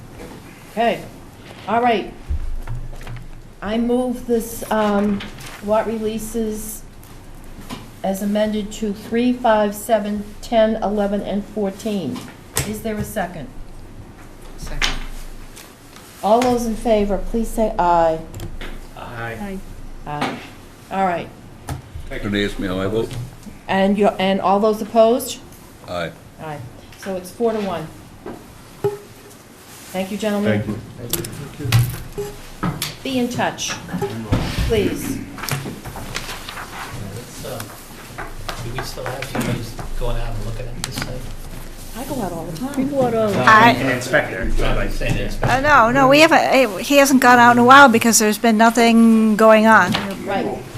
That's what I meant. They were slower than a herd of turtles, and all of a sudden, it's We boom. wanna. I go out- Some of this stuff is happening. I go out all the time, Ann goes out all the all time, the time. Yeah, we go out. Patty goes out, You all right? Tons of phone calls. I just got out of 4 months of rehab. Oh, Okay, Michael. Not quite at my full strength. okay, Are you driving? Oh, yeah. Hey, okay. babe. Well, we'll wait till he gets home. Strength and stamina issues, that's all. I know. Good night. Good night. night. Michael. Do you need, somebody keep track of him, please? Sure. Thank you. I've been involved in a fair number of subdivisions in this town, and I've got more complaints, more calls, more anything about this one than I have in any other Yep. one. Phone calls never stop. Yep, I, And the bottom line is, they come in, I want, Yep. but that I delivered is wrong. Not there. well, I relayed that to Mr. Delisi. I will I have relayed that, and I've relayed that, and I have relayed that, just so you know. You know, we make all of these suggestions and stuff, everybody turns around and says, well, we're gonna do whatever we wanna do. I mean, we need that enforcement again issue, but this asking forgiveness instead of permission drives me crazy. Well, you know whose fault, well, we'll talk about Yeah. that later. Okay. All right, so let's- now you need to go back to the reports. Do you need to reopen the public hearing? Yeah. Reopen the public hearing on So moved. second. All in Aye. favor? Aye. Okay, the first one is signs. Switch it to 4, right? Yeah, So she's going to do the 4, She's gonna modify it. 60, right? and she's going to exempt temporary signs from permits, so, and some other minor changes that were the typo type things from town council. But other than that, it'll I stay, don't think the town council comments are gonna provide any substantive changes. no, they did not. no. Okay. No, silly. All right, do we have a motion on this one? Yeah, you have a planning board report, All right, so this I read? yeah, Yes. and so and then, you can pose it as a I move. Yeah. I move the planning board reports that in accordance with Mass General Laws, Chapter 40A, public hearing was held on this article on February 27th, 2020, and closed on the same date. On February 27th, 2020, the board voted unanimously to support passage of the article at the April 13th, 2020 annual town meeting. The changes to the zoning bylaw are a necessary legal adjustment in the bylaw to comply with current case law. Definitions, prohibited signs, temporary signs, and maintenance of signs has been added in addition to clarifications for regulation of signs in residential and commercial districts. the planning board supports this article. I'll enjoy a second. Second. Just as, just to amend that, I'm assuming. No, it's going into the warrant as amended. What do you mean as amended? As you discussed tonight, all these changes are what's going to be in the warrant. So this is what you're supporting. Yes. No. No, we won't see it until town meeting. We'll deal with it on the floor of town meeting. No. We'll see it again. No, I'm saying The revised version comes back to us. I can get it to you but the revised version is what is actually going to go in the warrant, because that's the result of, so when she gives me the revised version, I will send it to you, but that's what's going in the warrant, the revised version, because it's based on your public hearing. Okay. I will send it when we get Just it. want to make sure the version reflects that, right? Right. Yeah. And I will double check the warrant, too. Mm-hmm. All those in favor?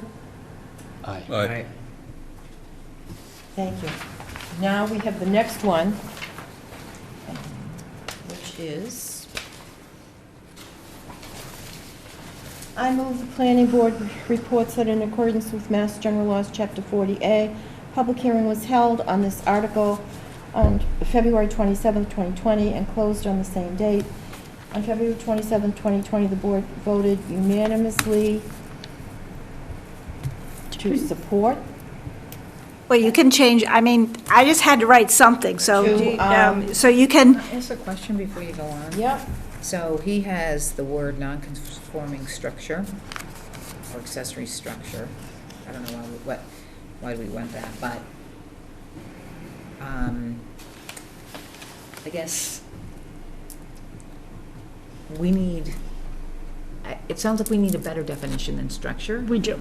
since I can't remember the Mr. gentleman's Bjorklund. name. Mr. Bjorklund. But he is talking about doing exactly what we didn't want to have That's right. happen. That's right. Yeah, that's why I wouldn't even, So either we don't vote it, or we No. change that language, is what I would suggest. I don't know that we have the opportunity to change the language. It's the zoning board's. Right. it's right, it's the zoning board's article, Okay. The board voted unanimously not to support Yeah. passage of the article at the April 13th, 2020 annual town meeting. The changes to this article, do we need to read the rest of this, Karen? You probably edit it now for not. now we've got to edit it, why don't you want the article, we'll write some word, it's too ambiguous? Too Further It's too clarification. ambiguous. Too Well, I ambiguous. think the reading of it, at least from part of the public, is that it would open it up Yeah. to anything going back to the beginning of zoning. Yeah, And so the I Mayflower, don't think that's wise. 1954. No. right? They'll be building in the woods and at 141 Turner Road. 141. I mean, anyway, that would be my position, is that we've got what we've got right now. It's a 4-year window Yep. to build. Yep. That's the way it goes. This All needs right. to be revisited. Yeah, We it need a needs to be better revisited. Yeah, definition. there's aspects of this that I very much support and understand. Yeah. And then there's things, it's just not ready. It's not Yeah, ready. we're just not ready yet. It's not ready for prime time. No. It's almost like you just want to put those 6 addresses in. That's it. Yeah, you're right, Steve. So, Okay. do you want, the article is too ambiguous and potentially opens up repair, restoration, and on non-conforming lots to an uncertain time frame. Yes. Perfect. Okay, is there a second? Second. All in favor? Aye. Aye. Okay, that's done. Moving rapidly along. Approve minutes. Okay, I move to approve the meeting minutes for February 13th, 2020. Second. All in favor? And I move to, huh? No. Aye. Sorry. Aye. And I move to approve the requisition of $5,081.25 to Horseshoe Witten Group for the peer review services for Seaside and Scituate associated with Phase 1. By $882 to Horseshoe Witten Group, Inc. for the peer review services for Seaside and Scituate for Phase 2. For for $375 to Merrill Engineers for the peer review services for the Curtis Estates, for $8,439.72 to Harriman and Associates for work on the master plan, and for $1,100 to Merrill Engineering for work on the stormwater regulations. For a second? Second. All in favor? Aye. Any liaison reports? Master Plan Advisory Committee is supposed to have a update meeting next week. I'll be sending out an email to all the members just to remind everyone, and I'll try to set up a call with the consultant to come up with a Was there a sensitive meeting agenda. last night? No. Okay, so it's the 4th, there's a meeting? March 4th. And I yeah. believe it's in the Selectmen's hearing room. Yep, it should Yeah, be. it Unfortunately, is. I actually can't attend that one, but I'll try to coordinate everything. All right. And then I really haven't heard back much from the school. Some of you guys saw that, and so that's just in a holding pattern. It might not happen in time. The working with the school children on the master plan stuff. So I have on that. I don't know. Do you want to talk about the stormwater from Selectmen this week? Or? Well, I was there, you were there, Patty was there, and I have to say, Karen was not treated fairly, and one of the members of the Board of Selectmen did not realize that the Planning Board and Conservation deal with stormwater. They had no clue. All intents and purposes, it was a half an hour of not much. Yeah. What was the topic? So the topic was on MS4, which is the municipal separate storm sewers, stormwater system, basically. And really what that is it's about the town's stormwater liability. Right. And somehow the conversation shifted to actual like stormwater permits, which that's dealing with private property. And it made me realize that the planning board and conservation, like, which by de facto we are the authority on stormwater, but it made me realize that other aspects of town administration also maybe might want to like beef up a little bit on what they know and understand about that process, particularly the MS4 stuff, because it's our NIPD's, it's our town NIPD's permit really, Right. and it's our liability, and there's a suite of things that go along with it, and that's what Sarah Grady from North and South River Watershed was presenting to the town, is what are those check boxes you have to hit in your permit time period. So it was enlightening, more to see how the crowd and the Board of Selectmen reacted to the presentation, not necessarily, a lot of the presentation stuff, if you know MS4, is pretty straightforward. There's nothing really new to report or overly technical, but it was interesting, and I think we probably, it's a hot topic that needs to get kind of. And what was just the flavor of the concern that it's not well regulated enough, or it's over regulated? No, that didn't come out at all. No, it was I'm just asking him, I don't know, I wasn't there. It was so. just informational more than anything It was else. the information she presented was informational. Oh, yeah, on the Right. MS4, I get that. Um, Just where you said it took a side road, I was just trying to understand what the side road was. She pointed out a discrepancy between our stormwater regulations and our bylaws. I don't think that's really necessary to do in a public meeting like that. Are we working on correcting it? Yes, we are. And we are working diligently. We've been working on stormwater regulations now for over 2 years, and we are hoping very shortly we're going to have a final product that we can come in to the planning board and have a public hearing to amend the regulations. And this is a stakeholder group who's doing this, right? It's not just one person doing this or anything? No, it's a working group. Right, it's a working group. It's a yeah. working group, yes. And we've hired a consultant, and the consultant comes, and we just have a few minor things to fix. And hopefully this spring, we'll be able to have a public hearing. Yeah, it's a little distressing when the Board of Selectmen don't know where permits come from. Right. And literally like, you do that, Joe? Yeah. Yeah. It's a little, yeah. And the other thing that I think we all need to be cognizant of, that no longer do we have a planning and development director, and more of this workload, if you will, is falling on the town planner. And there are only so many hours in the day, and all things considered, she's doing a yeoman's job to get all of this done. Kudos to you, my dear. Thank you. Really, you are doing an exemplary job, and They may have tried to throw you under the bus, but it didn't work. Okay? No. Yep. All right. Also, too, are you all set, Ben? Yeah. There is a meeting at the Senior Center in Cohasset at 7 o'clock on the 3rd of March, next Tuesday night, and it has to do with Route 3A. And yeah. the Department of, Mass Department, DOT. And it has to do with the road from the train station in Cohasset down to Henry Turner Bailey Road. There's discussion about what they're gonna do with it, whether they're gonna widen it, whatever. From the train station in Cohasset all the way Yes. down? Yeah, it's Yes. too That's dangerous. all Cohasset. Yes, it is, but when I was on Social Coalition, I made them add Henry Turner Bailey Road to this roadway. Because I felt that Henry Turner. So that small section of Scituate. Yes, Yeah. is part of this plan or whatever they're going to do, because that's a horrific intersection, absolutely horrific. And also, so is Beechwood and 3A. No one should be allowed to take a left-hand turn out of any of those businesses, whether it's Dunkin' Donuts or Shaw's or Starbucks. Too many accidents. And then as you go further up, so many things are common sense, but that left the building. So I will attend that meeting. I mean, you can't get out of CVS and take a left. No, you can't. You can't. You never do that. Also Tuesday night, well, the CPC has recommended purchase of the Mordecai Lincoln property.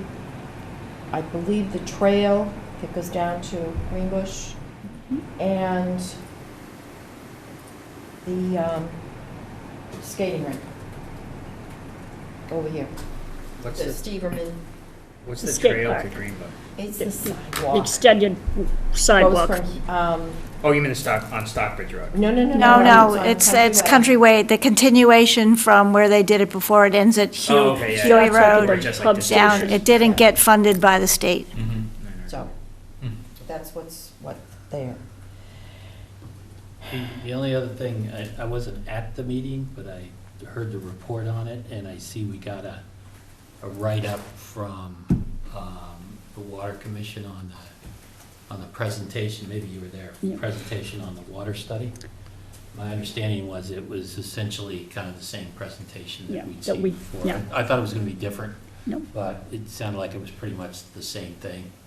He went And- into a little more in depth about the water tower that we should build. They went into that a little more, and they. Well, that was in the previous meeting, Yeah, too. but there was a lot of talk about that with the Board of Selectmen. They were very concentrated on that. Yeah, I guess my takeaway is they still haven't finished the real analysis we're looking for, which is really the sort of how do we do the capacity analysis for long-term decision-making? But hopefully that'll be coming out at some point from them. And what they said was we have plenty of water. Yeah, well, I think that was, again, that didn't take into account any of the things No. asked to have looked at, so I'm expecting they're still gonna do that, but who knows? Karen, anything else from anybody? Liaison reports? No. Hey, Karen? We remain pretty busy. I signed off probably on 12 C of Os for Toll Brothers this week. They're working in Phase 2, and we just have a lot of projects before us right now. How many CFOs are there at Toll Brothers now? Is that the first 12? No, I said, there was 3 before, and then probably about 12 this week. Or maybe 10, or, but that's where we are around. And they're having an open house Yeah, I heard that. Saturday at their models. So we're gonna go and throw an eye Yeah. and see who's doing what over there. And the duplexes that they're building on the east side of Hadley Road are selling. And the premium for each one of those units, over and above the selling price, is $300,000. Imagine how cold they're Imagine the wind. the wind. in Florida. Whatever the market. Yeah, they're in Florida, yeah, Yeah, they cold. okay. Is there anything else? They know houses and we don't. There you go. All I know is that. What's that? They know don't. houses and we don't. We don't. Okay. All I know, what we got out of the meeting the other night for the MS4 thing is if you have a dog, please pick up all the poop. We have a lot of dog stuff around. Right, 12,000 pounds Pounds. of dog poop. In the dog park? No, all over town, people All will over pick it town. up. Yeah. I was gonna say. All right, I'll entertain Bill's motion. Seconds. All in favor? Aye. Oh, thanks. We're all set, thank you. All set, thank you. Thank you. Very good.